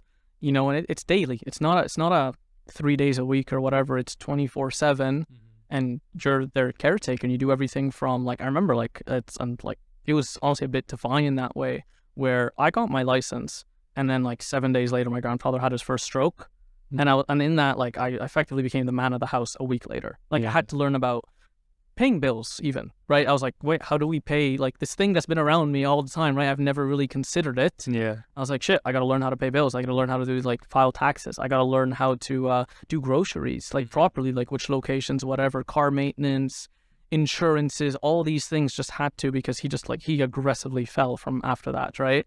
So in an overnight thing, I was like, you got to do this. And it felt like I grew up too fast in some ways, so then all of a sudden you see your friends kind of just being reckless in a way, and you're like, I can't do that, and I didn't appreciate the maturity until way later. Of course. Right? Because you kind of wouldn't in the moment. Like someone will tell it to you, they're like, Abdullah, like one day this is going to, and I'm like, thank you, dude. I think at a subconscious level, I believed it. Like I knew it, which has made it palatable, right? And also on the side of, I genuinely wanted to be that caretaker for them, but it didn't make it enjoyable, like being honest. Of course. Right? I don't want to say like I was 10 out of 10 mood all the time. No, there's a lot of times when you're dealing with elderly, and especially as they become a bit more senile, there's a lot of resistance and there's a lot of things. And like versus a baby you can kind of just pick them up and put them somewhere. Yeah. A 240-pound man, you can't, and that doesn't want to do something, you can't just like force them on it, right? So there was a lot of that perspective. And I said, I learned about FOMO in that way, right? It was not like a monetary FOMO. It was like a life experience FOMO. All time. Of just like, dude, I'm here all day. My life is yours. And like, this is a bit messed up to say, but it's like, but for how long? Right? Like when I looked at him, I was like, how long are you going to be? And it's like, I didn't want to wish death on him. That wasn't it. Yeah. But there was a side of like, I can't walk away from this. Like there was no reality that I'm like, okay, I'm getting married tomorrow. Good luck and goodbye. Yeah. It's like, no, that was me now, right? And my mother helped as much as possible. We were so into it together that it was the side of like, yes, I guess eventually I could have walked away and left my mother, but her being like single as well, there was that I was like, it's not a life. Like it's a full-time caretaker. It gets to your mental health, because, and unfortunately my grandparents are a bit more on the negative side. So they're almost like wishing for death with it. And it makes you, who's trying to revive them, like, it's like trying to help someone who's telling you, dude, leave me die the whole time. And you're like dragging them and you're like, I could leave you and you will die. And they're like, yeah, do it. And you're like, I can't do that because it doesn't have to be this way. Yeah. So you're fighting that mentality and it drains you completely. Of course. Which then obviously bleeds into, I come to do my trading work and I'm just mentally exhausted. And I'm like, you're trying to be like growth, you're trying to have like productivity. Mm-hmm. You can't do any of that, right? And as I said, the life experiences. But I took it for what it was and I was like, all right, again, this is my situation. These are the cards that I have. And I was like, I will do it for as long as it takes. I was like, you know what? And funny enough, because I remember after living this day a lot, it felt like at some point I was like, I'm living in a loop. I was like, I literally feel like I'm living the same day over and over and over. Yeah. So then I kind of turned into a game and I was like, well, if hypothetically I am in a loop, the loop has to break at some point. Yeah. So I was like, what can I do within the loop that when this loop breaks, I can come out like an absolute god? You know what I mean? I was like, if you worked out every day, there's no way, you know what I mean? Yeah, the exactly. I was like, high-performance yeah, right. I was like, if you worked out every day, if you did your trading work every day, if you actually did everything, there is no chance you're not going to be ripped, consistent, and whatever at the end of some point in the future. So I was like, okay, you know what? I can make the best of this. I was like, and like I said, you know what? You know, the outings will always be there. Nothing's going to happen to all that. Like, there will always be whatever. I was like, let me get through this and make the best of this, like, foreseen negative period time. And then when things turn around, I should have more resources. I should have more skills. I should be a better person, hypothetically. And then I can kind of do those things, but from a more mature and objective point of view. So that was kind of the internal thought process. Incredible. And then I just pushed through it, you know? Incredible. No, you know, thank you for sharing that, first of all. I think it's very important because there'll be people out there, no doubt, who haven't got it as hard, but there will equally be people who are going through similar, you know, or you have it hard. Worse, absolutely. Yeah. And then they'll be able to realize that, hey, this person here did this, and they might be able to learn from it. And especially if it's someone who hasn't got it as hard, they'll be able to say, if he's done it and he's gone through all this, I have no excuses. Yeah. Hopefully it has that self-accountability. But by the sounds of it, and listening to obviously what you said there, it comes down to, you know, having that self-awareness to understand what you're going through, understanding as well and accepting what you're going through, and there's no changing that, and then making the most of it, you know, and willing. But I think the biggest thing you said there was that it's going to shape you. If you allow it and you use it in the correct manner, you're going to be able to come out of it in a 10 times better position than probably other people who might have all the free time but might be wasting it. Well, I think right? it's that, like, in a way, right, and almost like even though you know your grandparents are going to die, seeing it in real time. Like, I remember I had actually my grandfather, I'd come home from CrossFit and he was in the kitchen. I saw him and I like waved at him, whatever. I grabbed, I think, protein shake, which is funny because I'm allergic to protein and I didn't know this yet. Right? Like, I'm allergic to whey or whatever. And then I go upstairs and for whatever reason, I come back down and I just see his face is like drooped. And I was like, and you know the stroke, right? You've heard the things and whatever. And again, being like a traditional Muslim family, you don't talk about negative stuff. I mean, funny enough, because they talk about all the negative stuff, but you don't like say certain things because they believe it's going to like almost like insta manifest. Yeah. And I look at my grandmother and I was like, Grandpa's having a stroke. And she's like, oh, you don't say that. I was like, no, he's having a stroke. This is not like what I was like, I'm going to call 911. We're going to like do all this. And in that moment, you saw this person who was fully functional the day before, like he was out gardening the day before. And then that kind of became him completely bedridden from like that point. And in his memory, like, 'cause he had dementia too at some point, where you see that progression. And in a very short period of time where you realize there's almost a sense of urgency, where I was like, it's so easy for us at younger ages, like yourself included, we still feel objectively young, like you have all the time in the world. But there's the part of me who's like, that kind of approach from a negative point of view, I was like, but what if we didn't? You know, and there was a side of me, I was like, there's so much more to life. And, you know, you hear these sayings about like your 20s are the best days of your lives and all these things. And I guess in a way, maybe I had an arrogance to me that I was like, but why? Like, to me, that one, and maybe it's a bit of a dark perspective, but I was like, if the 20s are really the best time of your life, what's the point in living afterwards? Yeah. Like, if you just objectively told me it's downhill from here, why stick around for that, right? 100%. And I looked at it, I was like, that makes no sense. You know, I was like, unless people get trapped into something, whether that's like a debt cycle, you know, with mortgages and all these things, and lack of passion in careers, bad marriages, whatever. I was like, no, if you can be everything, so to speak. I know it's an aggressive point of view, but if you can kind of cater all those things and do it right, why can't you have a phenomenal life? And it kind of goes back, funny enough, to that, like that dude saying, you can't have that girl. And I was like, but why? I was like, what's fundamentally wrong about me that I can't, right? Like, outside of just like is it just purely the luck of genetics? You know, and obviously being like Arab, I don't want to say I've had my fair share of racism, but like the normal amount that I guess the normal person, you're like, damn, like that's a point of view, you know? Yeah. So all those things kind of connect. And when you see someone, their health goes down, you take it and you're like, I have to work really hard and succeed because I don't know how much time I have to do this. 100%. You know, that essence of time, or that focus on time, you know, it's just something that can be very much lost on us if we don't experience certain things in life. As you see, like that change from healthy to unhealthy, that change from completely, absolutely capable to incapable. He was like completing his chair in less than 2 years, right? We just never got up anymore from his chair. I was like, all it took was like 2 years. Yeah. You know? Yeah. Like, wow. It's crazy, as you say, and it's one of the rarest things to put into perspective, you know, I think, and, you know, as you say, it's a blessing and a curse. And we'll finish up with this last one, which was in regards to, this happens to me, you know, I get that. No worries. It's a wide conversation. Oh, man. But, responsibility. Because for me, before I got married, I was literally living like a free ride. Yeah. In essence, essentially, like never, as you said, like not having to learn about taxes, savings, anything, right? And I'd never really, had like a large income. And anything I did make, I was just spending on chilling or just doing my social life, not even saving anything. But you having to essentially be forced into this situation of having to learn all these things, how did that change you and shift your mindset in terms of having this responsibility all of a sudden? It was interesting because I had the money coming in obviously from RuneScape at the time, and where I was lucky, I guess, really was because I was like forced to be at home. I never gone down that reckless path. Like, I don't want to say I was like super smart and mature that I was like, oh, I would have never done drugs and alcohol and whatever. I just don't think I had the opportunity to do it. Yeah. So I just didn't. But the people around me did. And I got to see what it did to them. In almost a shitty way, right? Like, I remember I had this one particular friend at the time. We all made a lot of money. And then he went to the Apple store and he came back, and the next day he cammed up and you just see like 7 MacBook Pros, 7 iMacs. Like, honestly, I was like, I made the joke. I was like, what, you selling the Apple shop behind you? And he was like, yeah. And I was like, seriously, like, you opening an e-com business? Like, that's what I genuinely thought. He was like flipping them, right? He's like, no, I just bought them. And I was like, why? And I remember he answered and he was like, because I can. And I remember just looking at that and it was like the douchiest answer he could have gave. And I stopped and I was like, whoa, you're serious. Like, you just spent what looked like, I don't know, maybe like $40,000, $50,000 and had no objective purpose in it, right? In my own situation, because my grandparents were like of normal middle class wealth, right? I realized I was like, okay, like at some point, barring their pension, I was like, I have to start paying the bills now, right? Because there was just nothing else at that point. And then so I had to kind of, as the money was kind of coming in, I was like, wait, it goes to here, it goes to that, or whatever. It makes you become more like observant of the spending. And then you actually start to like indirectly learn about generational wealth, because there was a side of me that I was like, wait, if I have to spend these bills now and I'm like the house owner now of this house, I still have to move out one day. I still have to like go on my own marriage and whatever. And all these thoughts start to be there, and you start to think in scale, you start to think in risk assessments, you start to think in like portions more actually, and budgets and stuff.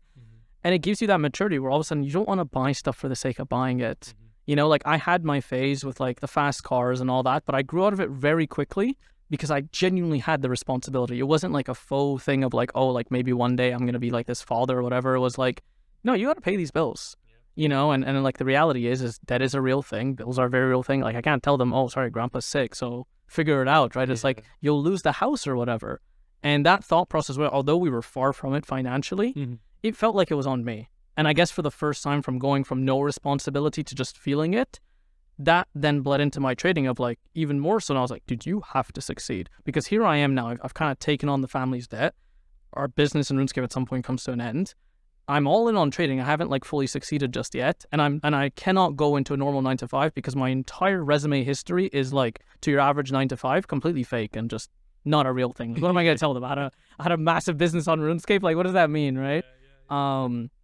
And then so all of a sudden it made that urgency to succeed extremely high. Because I was like, dude, if I don't succeed at this, I was like, we're done. I mean, I guess we could sell the house and extremely downgrade and all that. But of course. That was a reality that I was like, I don't want to touch into that at all. No, 100%. That makes sense. And, that responsibility, I think, is what is necessary for major growth. I think a lot of people come into this space very young. And luckily, in one sense, obviously, don't have many outgoings. So it gives them...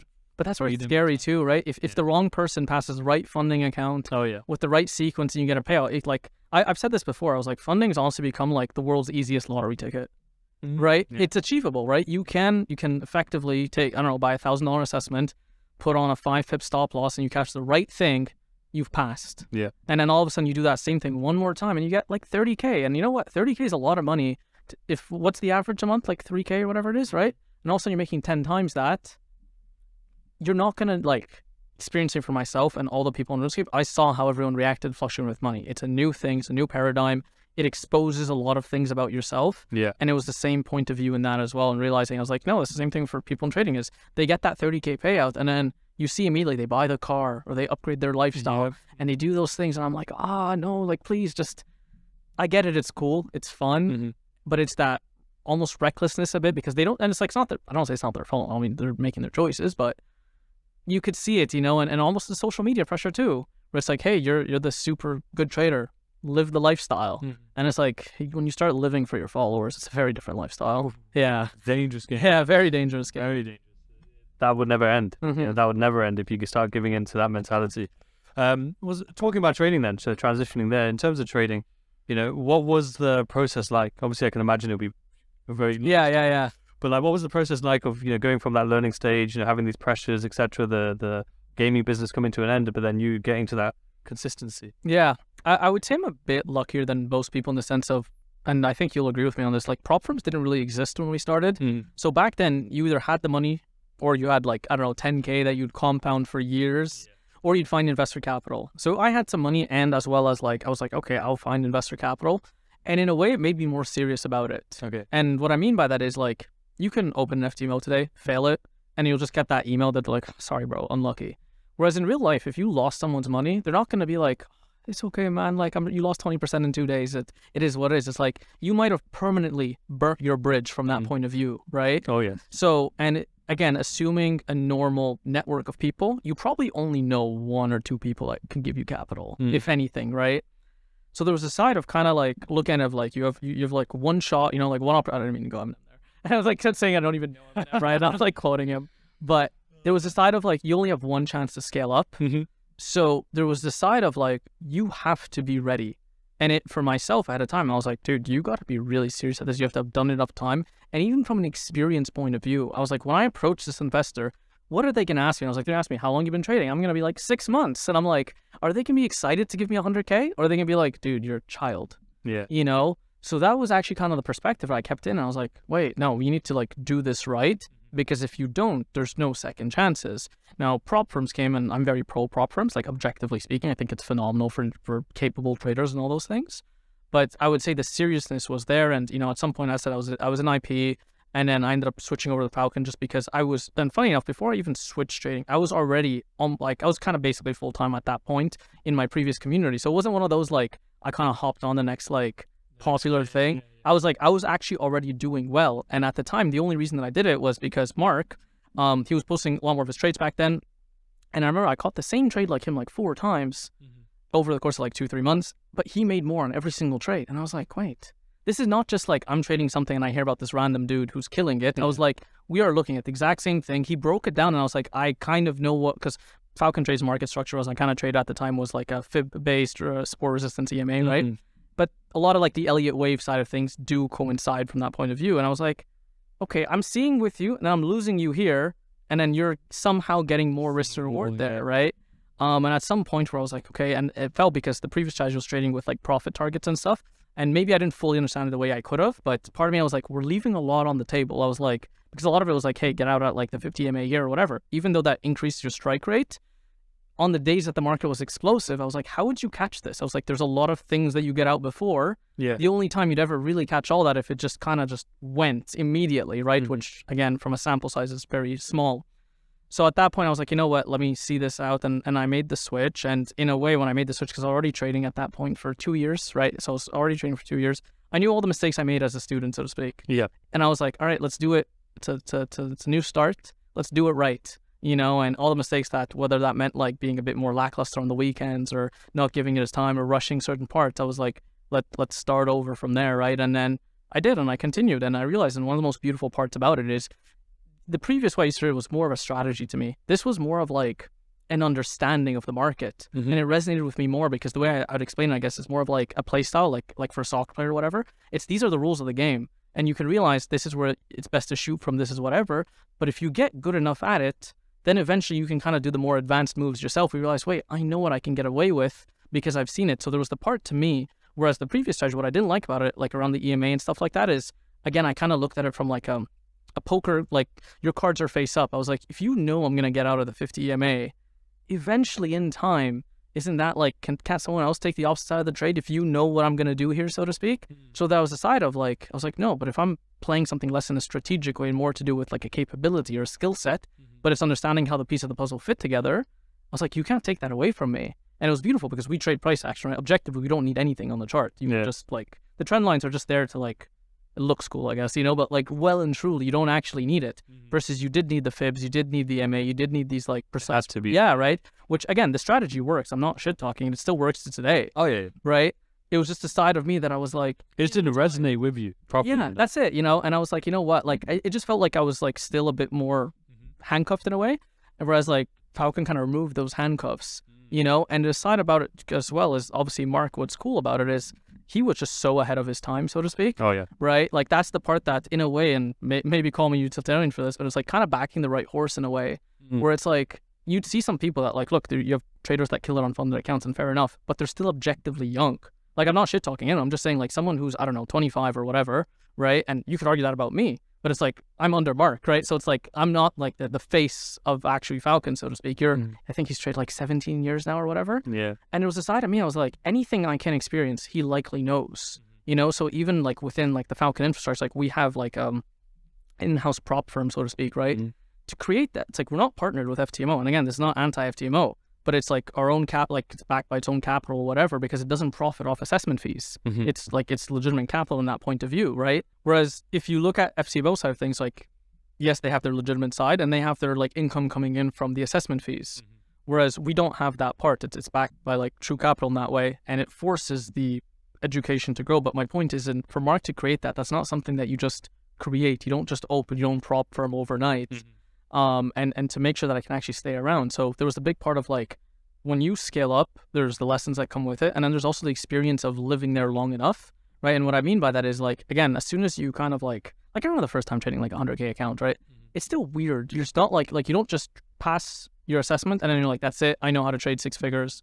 We're good. It takes an adjustment, even seeing like $4,000 fluctuate the first time. Again, I was familiar with it from history, but on its own, I was like, yo, this is different. This is new, you know, this is all these things. And so in a way, looking at Mark, I think there was a high degree of security from that point of view, and realizing, like, I think Falcon now is almost 7 years old, that it's like they've done everything right to kind of build a deep foundation. And it was a part of me kind of looking afterwards. And honestly, that was just a question I asked afterwards. I was like, okay, I was like, if I hit consistency and I scale up, I was like, am I just going to go on my own afterwards? And, you know, fair enough to people that do. But there's a side of me, I was like, no, but there's so much more. Like, this is someone who's actually building generational wealth. So he knows things about like guaranteed income. He knows about like portfolio diversification. He knows all these things that someone may tell to you from a math point of view. Because like mathematically speaking, I guess in theory, if you reinvest your trading like yourself, it's probably the most mathematical smart way. But there's the side that doesn't factor in that lifestyle doesn't infinitely scale. Like at some point for myself even, is I love my restaurants, right? And it's my go-to activity. If you open my IG, even this week on New York, I'm like, someone messages like, Abdu's just always eating. That's what I'm doing, right? And then, but the thing is the bill does not infinitely go up. Like even as I've my own capital scaled up and I got better and wealthier, the restaurant bill is still like $200. You know what I mean? Like it didn't just randomly say, oh, you made 36% this month. This bill now today for the same exact meal is $15K. It's like, no, it's capped, right? So at some point, your own perspective shifts because you're no longer chasing that wealth. Yes, you still ASR. Yes, you still look at things of, oh, I could have done that better. I could have done this, but you're not like rushing to scale because you kind of realize you're living the life you wanted. So your own risk assessments actually even change. That's the part a lot of people don't even consider. They look at it, they're like, why would you not make the most amount of money you could? And it's almost because of the effort and then the risk associated with it. And that's why you actually realize with a lot of like actually wealthy people, they do not want their wealth and their management of wealth to like fluctuate. They want like those small gains along the way because they have everything they want. So all they think that they're chasing now is guaranteed growth, right? And usually, yes, beating the standard benchmark metrics and all that. But they're not looking at the guys, hey, can you make me 600% in a year? But at some point in the year, their account is down like 40% or whatever. They're not interested in that because there's too much to physically lose. So I guess in a way, like Falcon was super cool with that because I saw someone who, one, had been doing it for very long, you know, and versus a lot of other people, for instance, just started to trade and then were teaching. I was like, well, even though you achieved the thing itself, are you credible because have you lived long enough to kind of see it and then do all those things? And it's the little things from just, as I said, that like life wisdom in a way. So that part to me was like super important because even within it, like loyalty, unironically, I guess this kind of became a thing, is like loyalty is very high in Falcon, so to speak. So as Falcon grows, it rewards its students that have like stood through, so to speak, right? So even for myself, like, I don't know if like what my pathway was. I never thought like at some point in time I was like, yeah, one day I'm gonna like become a trading coach or whatever. I was just one of the people that like got good and stayed within Falcon. We became friends and we talked. And one day he was like, hey, you have like, you're good at teaching. You're very good at what you do. Extended the opportunity, and I was like, you know what? Like, yeah, this is cool. Like, why not? And it's fun because there's no conflict of interest in the sense of like, I can teach you what I know. We can both catch Eurodollar and we can both profit. Versus if I caught Eurodollar and then now you catching it somehow made me like less money, no, there'd be a problem there, right? And for the Falcon strategy to get like dominant enough for it to not work anymore, so to speak, you would need thousands of traders all trading so much money that it's the side of like, it's very unlikely, right? Like, 100%. like, so that was the side of like, it actually became meaningful to pass it on to other people, because you realize you're like, for those that do put in the work and those that do like can grow up and are looking at things the right way, it just became such a great place to do that. Obviously, of course, not everyone commits, and that's perfectly fine. I understand. But for myself, it was a very meaningful way to progress in that point of view. 100%. And one thing you mentioned there in regards to price action, it was pure price action. And I said when I did the podcast with Mark, said the same thing. Like, he was probably, as you said, actually ahead of his time in terms of he was probably one of the first people to really put just pure price action at the forefront. And sort of have a strategy surrounded just by that. But, nowadays, as you know, price action wise, we're talking SMC, smart money concepts. What are your thoughts in regards to, you trade just pure price action, and now you see something that is really popular and almost cult-like now with smart money concepts, which is also price action. And was there ever any sort of, not doubt, but sort of inkling to be like, oh, let me look at this? I have looked at it. Yeah? No, I think there's the part where people feel like, it's funny enough, because you could get like the traditional community shots of like, oh, you want to sell Falcon or whatever. Speaking for myself, and I'm sure Mark is like, well, like me saying this, but it's like, dude, like, we still all look at sides of things. Like, we're not stupid in the sense of like, if there's something that could make us more profitable, we would look at it. You're not gonna hear about this phenomenal way to trade, and you're like, nah, man, I'd rather just make less money for what? Yeah, you know what I mean? Like, no, you're gonna do it, right? So I have looked. I would say what's interesting about it, the parts that stick out to me is, one, the side of like, there are a lot of words that are just reused, and that is kind of become a bit of the social media side of things, where people just love to use bigger words. Yeah. Like saying double bottom now is very retail and outdated. And then there was actually the fundamental understanding of retail, what that means. And I think there's a huge dichotomy, and I would say it's become a lot more cult-like, because if I look at it, and maybe I was just young at the time, I didn't realize it, but when I was trading like EMA back then, no one cared what you traded. It was kind of like, if you're looking at trading strategies, it was almost like, what sport do you play? And I'm like, oh, you play basketball, that's sick. And I'm like, I play tennis. And we both had a respect for one another. Now it's, if you don't play soccer, you're a moron. And I was like, how did we discredit everything? And then on the logic side of things, I would say it doesn't make sense, if I'm being honest. Like, I'm not saying SFC doesn't work. I know for a fact some people trade it and they've made it work.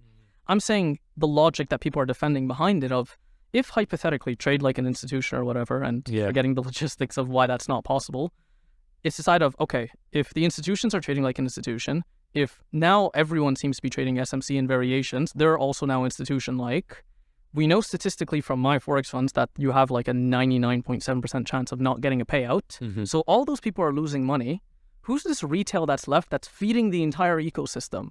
Like, when you actually and they're also buying Bitcoin at the top, like these retail people that have subjectively become a shot, they're just losing money across the board. How is it not diminished?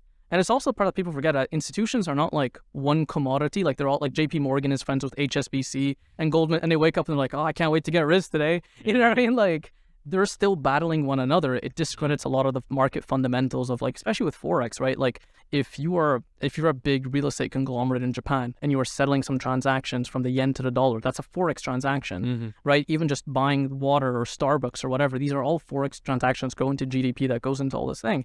And I think people kind of became extremely cult-like in that way and just look at it as like, you are trading the stupid way, you're on the wrong side of this. And it's almost kind of put this whole, like, if you are not on this side, you're automatically the liquidity on the other side, not factoring in that, like, why is the other side liquidity like unlimited? That was the side to me that makes no sense. And then, of course, the whole, like, trade perfectly like the bank, which kind of implies a 100% striker and all these. If you look at the stats, it doesn't back that. Like, that's the side of me. I was like, you know what? If FTMO came out and was like, hey, dude, all these people trading this way, they're all making like 6 million a month. Yes, I would switch to that way of trading. Like, why wouldn't I? But you actually realize the statistics are horrible, right? I think like my Forex funds released it recently. And the part, what was scary is, if I remember this correctly, last year, the stats are worse than last year. I'd actually argue trading education, I'm sure you agree with me, is the best it's ever been. Yeah. Like, not just Falcon. I'm talking like all trading communities have like leveled up. There's better infrastructure, yet the stats are worse, right? You have, I think, across the board, like from entering an assessment to payout, it's like a 0.28% chance. And there was a big drop in one of them, right? Like the phase 1 last year, like a phase 2 this year is 45 to 42. The other one was 31 to 19. And I was like, wait, it's dropped by like 12%. Yet education's the best it's ever been. Apparently everyone's like trading with the banks or whatever, but the stats don't show that, and you see even basic psychological stuff. Like they said in their things, like people are trading through swaps, or I remember one of them was their most profitable traders hold trades for more than 6 hours. that part to me shows people are trading tiny ranges. Like if you're out of your trade in less than 6 hours, it likely means, again, using a holistic approach to most strategies, that you're trading a very tight range, right? Versus if you can survive that part, you're probably playing something with a bit more higher time frame. So I would say the logic, as I said, for all of it to me, I do listen, right? But in the same way mainstream media kind of portrays things, traders are not like exempt to that. Like I think that's where kind of people kind of come in and they're like, oh, I'm a trader now, so I think differently or whatever. But then a lot of things do become mainstream in that way, and all of a sudden you realize all people are trading the same way. And it's like, if you're all trading the same way and we're all categorically retail, who's on the other side of this trade? You know, like who's this dude with $1 trillion who's just losing every day? So that's kind of my point of view on it. But again, it's not a shot at any particular actual strategy. I'm talking about like the portrayal of it, you know. Mindset. Yeah. In regards to the stats, I know obviously we've talked about you understand data, you really have looked into data throughout your journey so far, let alone trading, but so obviously I can imagine even more so in trading. What was it like obviously hearing those MFF stats that came out? Depressing. Dude, when I came in, right, it was the whole like 90-90-90. That was like the bad one back then. And honestly, part of me thought they would be better. Like I knew they would be bad. I didn't think they would be that bad. And if you think of it from like a my Forex funds perspective, it's actually bad PR because it effectively tells you will not succeed, you know? And just part of me, I was like, damn. And when you actually look at even like their observations or whatever they were saying like stuff like indices has like the US 30 has the highest amount of losses. It's very easy to understand why. These are high like volume pairs that get big candles. So you could see that greed side of things that people trying to like make money. I think they said gold, people did well on gold, do better in Asian sessions, so to speak, rather than New York. So again, when the volume was down, indices being their worst quarter, that might be in my Forex on things because I don't trade indices personally, but I do believe they have worse spreads on my Forex funds for indices. So that might be more specific to them. But I think I still do agree from the side of like a lot of people say don't trade Forex, it's boring. It doesn't move enough. That not move enough perspective is the part that I'm tackling. And when you see people fail like assessments within like a first week, I think TFT said that, like I think they lose it within 5 days or whatever. So even right now there's this whole debacle of like trying to get the no time limit or whatever. And I think that TFT, whoever said on the Twitter account, he's like, it doesn't matter. He's like, we can give it hypothetically, and they probably will, to be honest, right? Yeah, because they know you objectively fail in that point, you know? I would say from the side of like, and maybe prop firms are a bit to blame for this, is they've made 10% a month seem standard. Yeah. Whereas, again, in our time, we were a bit more humble. Like, back then, if someone was making 10% a month, that guy was an absolute god. Like, he was the best of the best. Whereas now it's like, if you're not making 10%, you are dog shit. Like, don't trade, right? Yeah, so even, and I'm sure you've done this, the whole like, you put on like an account on like a compound calculator, and you're like, I'll put in a monthly return of like 1%, 2%. And you know, you want to up it a bit, and you're like, you find the answer that resonates with you. So for me back then was like, okay, if I can make 3% every month, no matter what, okay, within like 4 or 5 years, I'm financially free. I was like, okay, I can do this. And 3% was nice because I was like, I knew 10 was like the really good, but I was like, yo, if I can just get it to 5, I'm financially free. And then I could focus on becoming like the god, so to speak. Yeah. Right?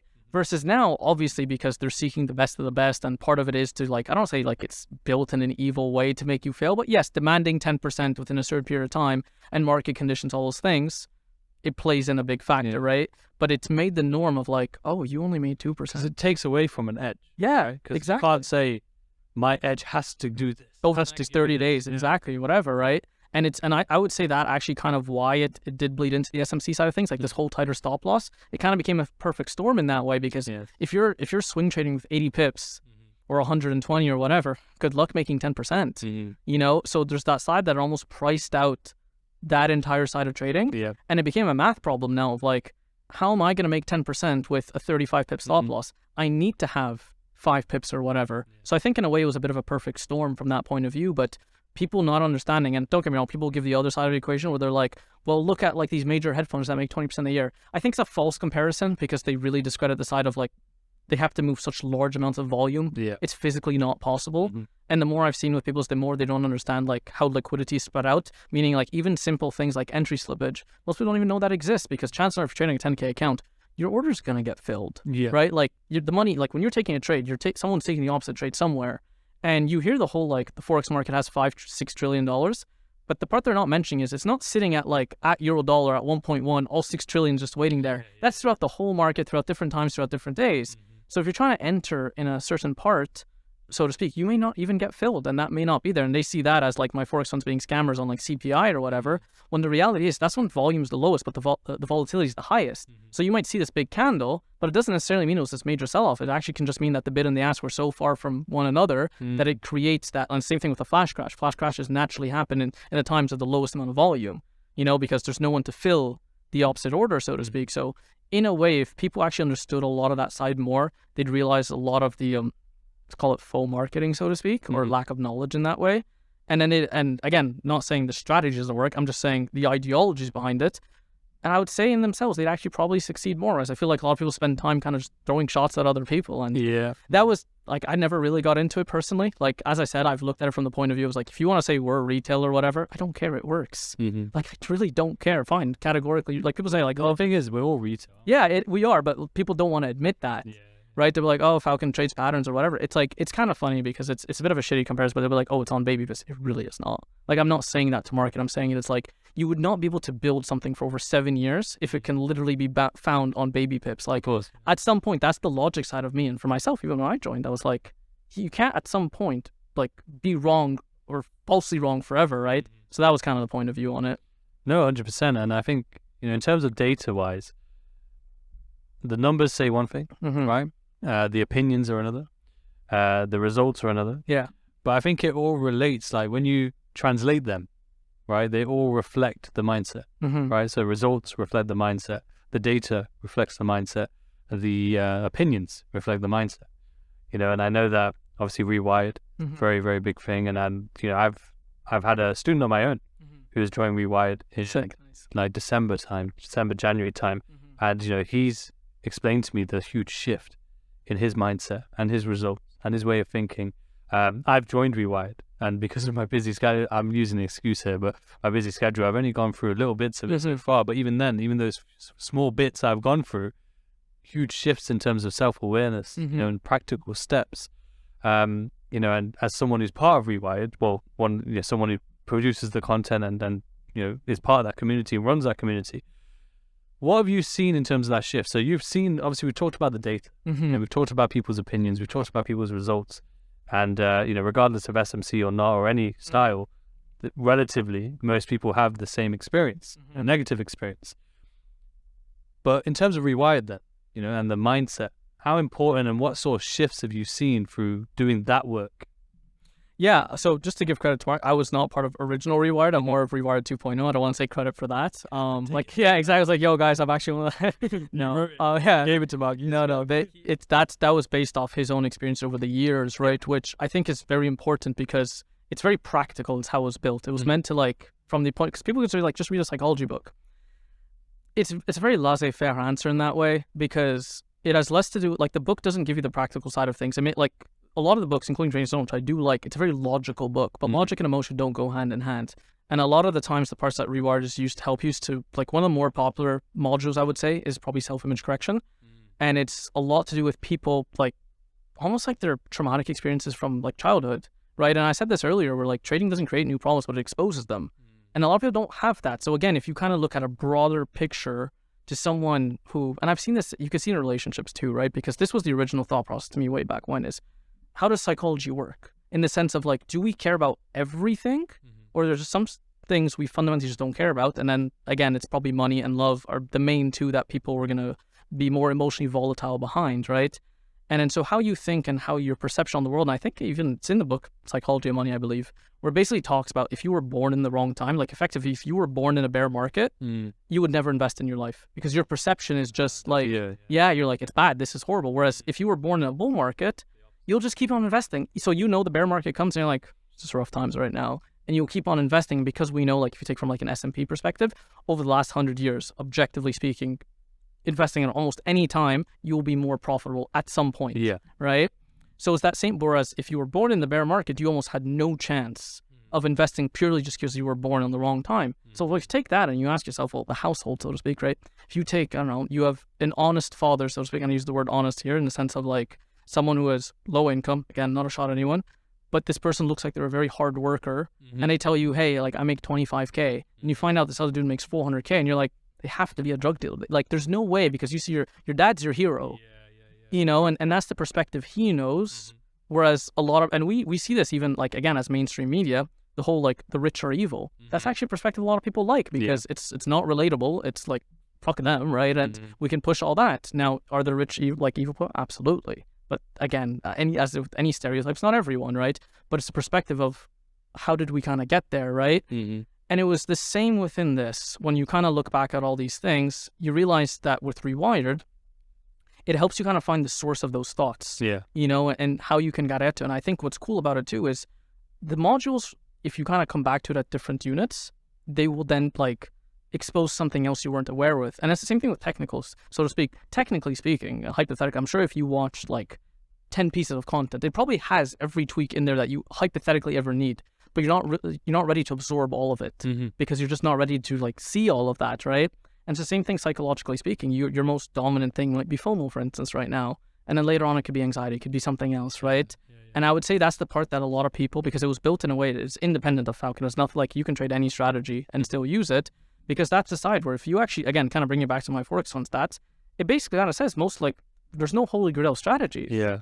But yet the one thing that unites us all is our mind and therefore our psychology, right? And some people don't like to spend the time on that. They'd rather say, I read a book or two. But again, if you put 10,000 hours into TA work and then 4 hours into your psychology, I don't think that's the same. And I don't think that's like, it's like people say, oh, that's a marketing thing. It's like, no, it's logical, you know? And it's the same thing where, again, if people, we know this even in, I don't know, relationships. A lot of times people will break up for something they knew from the start. And yet they'll kind of spend all the time to like ignore that red flag. And in the end, they're like, I knew this 5 years ago. And it's like, well, did you logically say, I'm going to stay into this and it wasn't your psychology? Or was it, I don't want to break up. I don't feel like the effort of finding a new person, the moving out, the splitting the app. So let me just see if it'll fix itself in the future. Yeah. And then it doesn't. And that compound effect grows on the negative side. And then now what was bad is worse. Yeah. And it's the same thing with trading. People will kind of like, they'll lose funded account into funded account into funded account.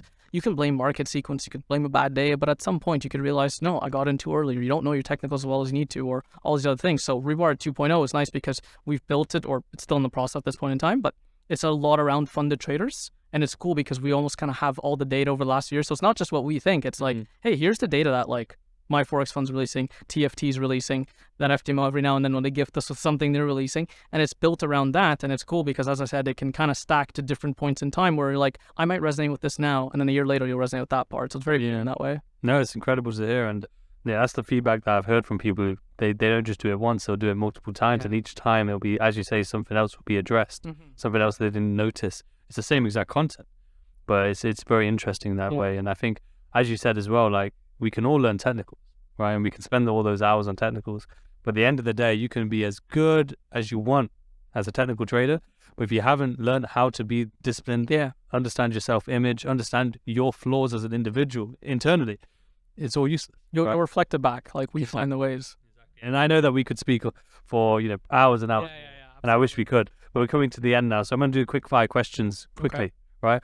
So the one common one that I do with every guest is, if you can meet anyone from the past, anyone at all, doesn't famous or not. Okay. Yeah. Who would you meet? It's a very tough one. I've never thought about that. If I can meet anyone. First person that comes to you. Yeah, no one's coming to my mind. That's a problem. I don't know if that's a dick thing to say, but no. Like I would say, unfortunately, I kind of had this more solo upbringing, and so the people that are in my life are still in my life, right? And then I feel like a lot of people would expect me to say like my father, to be honest, just because I've never really known him. Don't really care if I'm honest. Like part of me now, and maybe I'm wrong about this perspective, but I'm completely okay with like never knowing him. I mean, it's fine. Like I'm not bothered by that. And then I mean, no, I don't really have anyone, honestly. Fair play. I won't push you because then you just. No, I think, as I said, like I think there's an idea of like even celebrities. I just feel like I'll meet them.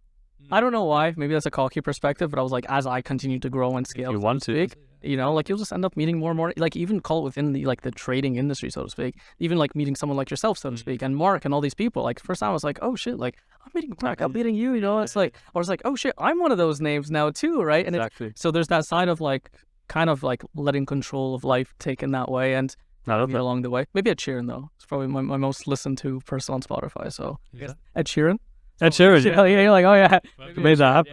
We have to make that happen. 100%. But no, I love that. I love that because it's just, again, it's aggressively backing yourself and knowing that, hey, if I keep doing the right actions, I'll be in the right circles. Exactly. Cool. We'll do two more, just very quickly. So one is a bit off topic. Sure. You're from Egypt, right? Yeah. And you said you spent a lot of time back there and back in Canada as well. I have a fascination. I used to have a really big fascination. Less so nowadays, but I'll always be fascinated. Yeah. And I think everyone is. The pyramids. Yeah, absolutely. What is the thought process from people in Egypt around how they got there, how they became what So they it's are? interesting because if you've seen the postcards, you know how you kind of see like Khufu, Khafra, Munkar, it's the names of the pyramids, and it's like all desert and all that. Mhm. It's a bit of like false marketing because the city is right around. Yeah. It's like Been there, it's in the city, right? In terms of the conversation, I swear there's like a KFC. yeah, You like can- right you can there. sit, full pizza, and you can look out the window and there's pyramids. It's all there. Like it's not as distant as when you look at it in like these videos. I'm like, where did they record this? I was Yeah. like, dude, we're in the city itself. It's extremely dusty, right? It's kind of the pollution and all that.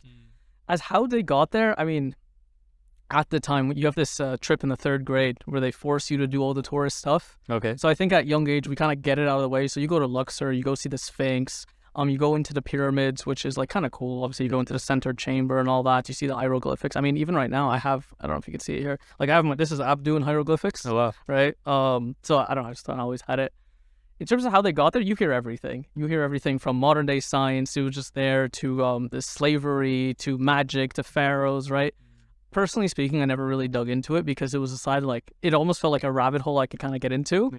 And I do believe in a lot of that stuff, right? And especially culturally speaking, like Arab culture, whatever, there is concepts of black magic and all that. So it's not like foreign when you hear stuff like that. You're like, oh, well, that's good. It's like, no, that's just what you grew up around, and you're like, okay, right? So it's the same thing with that. I think there's obviously the precision of it, and when they say like the light hits a certain way and everything, it's like when you really think about it. And I guess in a way, funny enough, when you kind of look at old times, it's easy to think that they were like stupid and they didn't know what was going on. Yeah. And then you're like, now we're the smartest of humans to have existed. But there's a side of like, barely we're not, and I mean, even connecting it unironically to the My Forex Fund stats. As I said, like the trading education is the best it's been. Yeah. Yet the stats got worse, with higher, and it's like a true sample size. So I would say it definitely is something you should, I mean, you said you've been to it, so sick, but definitely do recommend it. I think a lot of people do say it's like, it is greater than what they expected it to be, especially when you go inside. The outside's kind of a bit like breaking down a bit now, yeah. But when you go in, it's the side of like when you actually like zoom back. Side of Yeah, and you're like, size no of it, machines. There was nothing. You're like, no cement, nothing. how Not did this even, happen? like, And it's critical very depth. precise. Yeah. It's ridiculously precise, and the preservation over years. There was a side where, like years on, like we couldn't do this now the way they did. So it's incredibly cool in that way. And I guess it does make me be proud to be Egyptian. Although we're a very lazy society now, I think we're riding that high ever since. Yeah. It's good then. It's good. Yeah. But final one for you then, and this will be the trading related one. But like, well, you know the stats. You've seen the stats. You know the industry. Mhm. You're a full-time trader yourself, and trading large capital. So, what would be your advice to people obviously wanting to scale? Whether that's through do like a top 3 tips, if you will, in terms of maybe scaling through funding, Mhm. or just generally as a trader to increase their levels. I would definitely say increase through funding now, just because mathematically makes more sense. I don't understand the people that don't like prop firms. Like I don't know what their logic is. Like even if you have no capital, use the prop firms to get capital and like put it into your own personal account. In regards to the actual tips, I mean the first part, which I know no one likes this one, but it really is to get rid of timelines. Like, and don't get me wrong, I have my own timelines, but it's a double perspective. There's a side of the mathematical side of like, okay, if I like when even I did the 3% thing, I was roughly making 3% a month at the time. Mm-hmm. So when I fast forwarded 5 years, I was like, this is actually off my data of the last 15 months. Mm-hmm. Okay, I can do this. It wasn't just like, oh, if I make 17%, then I'll get there, right? Yeah. So it's the math side of things, but then also kind of understanding that things in life don't always happen the way you want them to, Yeah. and it's the side of being open-minded to, because a lot of times you may learn something now that kind of comes back and pays dividends later. Mm-hmm. And that was kind of the same perspective for me along the way, where I realized I was like, okay, maybe I'm not where I want. I would say like I'm rather aggressive in my own assessment of myself. I'd actually argue I'm always late to my own timelines. I never get them right. I would say I never actually hit things on time. I'm always like lagging and late in that way. But I've never actually regretted that, because every time I've realized somewhere along the way I kind of learned a lesson that became incredibly powerful. Mm-hmm. And I was like, dude, I'd much rather have known this. Like even for myself in 2017, I had bought a lot of crypto, and unfortunately kind of like not at the highs, but like just not the best of prices. Mm-hmm. And because I had the money and I was in the crypto, so that kind of made me cocky, because we were dealing with Bitcoin, all that. So I was like, yeah, I know more than, as if that entitled me to like investment returns. We were just facilitating it, right? And then I remember kind of wanting like things to moon, so to speak, in the next coming year. And I'd argue if it did, it would have been one of the worst things that ever happened to me. because it's so easy in a way to kind of settle when you get too much too fast, which is why I'd actually argue people that get like large payouts ahead of the time that they're ready, it's one of the worst things that could happen to them. Because all of a sudden you're living this whole other lifestyle, and especially if you are somewhat of a social media brand, people are like, dude, you got to travel the world, go do Dubai, go do the Lambo, go do all these things, where you almost don't get to like humble yourself in a way, and you live for social media. And I see this even with like YouTube vloggers, where they start out innocently vlogging the journey, and I don't say it's not their fault, but somewhere along the way there's an expectation on them. It's like, hey, succeed. And then you're like, oh shit, like I can't put out a video that I'm not succeeding. Maybe do once, maybe twice, but you're not going to do that for 2 years. Your channel will die, right? So that's the same side of like, live your life in a way that if you can, and it is a roundabout way of saying like fall in love with the journey, but that was what the loop was for me, is if I can do something every day that I actually do like, and where you kind of turn discipline into not discipline anymore. And what I mean by that is like, even for myself, I hated the gym. I actually like it now. Like I enjoy going to it. It's part of my day. So if someone says, oh, you're very disciplined because you go 5-6 days a week, I'm like, I don't really see it as discipline anymore. It's the same thing with my trading work. I enjoy my end of week review, making my watch list, all these things, because there was a side of, I hated it once upon a time because I didn't understand it. I was getting it all wrong, and there's a frustration. But at some point, as results started to stack, and I don't even mean financial, I just mean like, you're less bad than the previous day. You're like, okay, I'll take that, right? As that kind of continued, I would say there became a love of each and every day, and that my answer became is almost kind of like, live at each level for a bit, right? And in the sense of like, when you're trading a 100K account, maybe trade the 100K account for a bit. People are just like, I want to aim for 7 figures right now while they're on 10. And I'm like, but again, using a G7 country, 200 to 250K-ish allows you to go full time. Maybe go full time and understand, like I remember for myself, when I kind of really went full time, I had like 12 more hours of charts every day. And I was like, whoa, this is bad, because now I'm like looking for trades versus the ones that I would have just skipped being elsewhere and it negatively affected my results. Whereas if you kind of lived at each level a bit, in a way you can kind of make sure you never have to go back to that level. And it's a bit of a video game perspective, but that's what it was. When you kind of beat a boss multiple times over, that boss becomes a joke to you. And at some point it wasn't, but at some point you're like, yeah, I know how to do this guy, I know how to do that guy. So even if you lost your account or some really unfortunate event happened, you're like, I've beaten this guy several times over. It's the same thing. Versus if you beat him once, maybe it took everything in you to beat him, you know, and a bit of a luck on that day or whatever. So that would be kind of the second one. And the third one, I would say, it's a rough one. There's so many you gave. I feel like it's countless. I would have to say, honestly, it is on the side of like backing your, like really digging into your psychological side of things, because, or at least understand where it comes from. And it doesn't have to be through Rewired, it could be through whatever, but it's just understanding why you are the way you are. Because there's a lot of things we do that go unpunished. Like a very random example, you ever go to a fridge, open it, look, realize there's nothing you like in there, you leave and you come back 20 minutes and open it again. And it's like, the fridge didn't change. Why, you know what I mean? Like, are you kind of hoping that, and then, but what actually happened is, and then on the third time you actually take something. So what actually happened there is your standards dropped, right? Like, you're like, all right, I'll settle for this block of cheese or whatever, right? Or this cabbage. And it's like, well, what if you're doing that with everywhere else, from your partners to your friends to your trading, you know, where you know this trade, right? And this actually happens on losses where you may stay out of the market for, you know, call it bad conditions. But the problem is you're compounding that staying out, because you stay out of a trade, it plays out. You stay out of a trade, it plays out. You stay out of a trade, it plays out. Now you're taking those trades into your thought process, and you've connected things that don't connect. And then imagine 2 weeks later, you've now psychologically put all odds on this trade, because you're like, dude, I've stayed out of 500 trades or whatever it is, the amount of trade, I'll just throw out a number there. And then now you're going to enter, and that trade loses. Do you really think you're going to lower the quality of your trade on the next trade? No, you're going to now wait for an even more picture-perfect trade. And you've now shifted away from odds and sample size to the realm of reality of like extreme and unlikely, right? Because you've put your soul behind it, where you're like, this trade has to work out. Versus if you kind of kept that balanced mindset and understood edge in that point of view, which comes with experience. And that, I guess, would be my third advice, is get experience. Like, fall in love with it, you know? And that was the side of me, like, even one of my students said it to me, because I've been trading about 7 now, going on 8. Where someone's like, Abdu, you're approaching 10 years now. And I was like, I stopped, and I was like, what?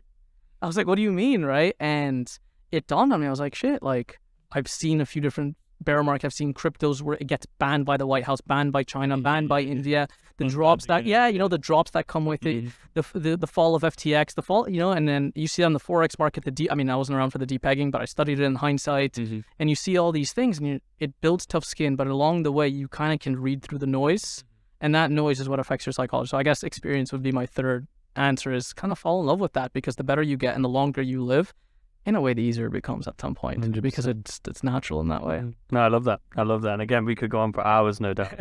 And I know we've gone overtime as well, but incredible episode. It was last minute as well. It was, yeah. This was your 2 days ago? 2 days ago, I was like, all right, we're going to fly. All right, I was like, no problem. I mean, that's part of it too, right? Like, honestly, that was a no joke. This wasn't even though like I'm not new to full time, I do not take for granted the life that I live. Like, there was a time I was like, man, I could just pick up and go to New York on like a heartbeat, and stay. Like, I'm staying here a week now and whatever, and like I still teach and I'll be doing that this week, right? And I was like, that's so beautiful that I could be in a line of work that I can trade from anywhere, I could teach from anywhere, I could go wherever, to meet yourself and all these things. Like, very few people have that, and I never want to lose that perspective because it's very humbling in that way. That gratitude, yeah, always. Well, it's been a pleasure, man. I'm sure we'll do it again sometime in the future. Thank you for having me on. No, my pleasure, man. Well, thank you everyone for tuning in. It's been an absolute pleasure. And if you are still here, make sure that you comment below in the description your biggest takeaway.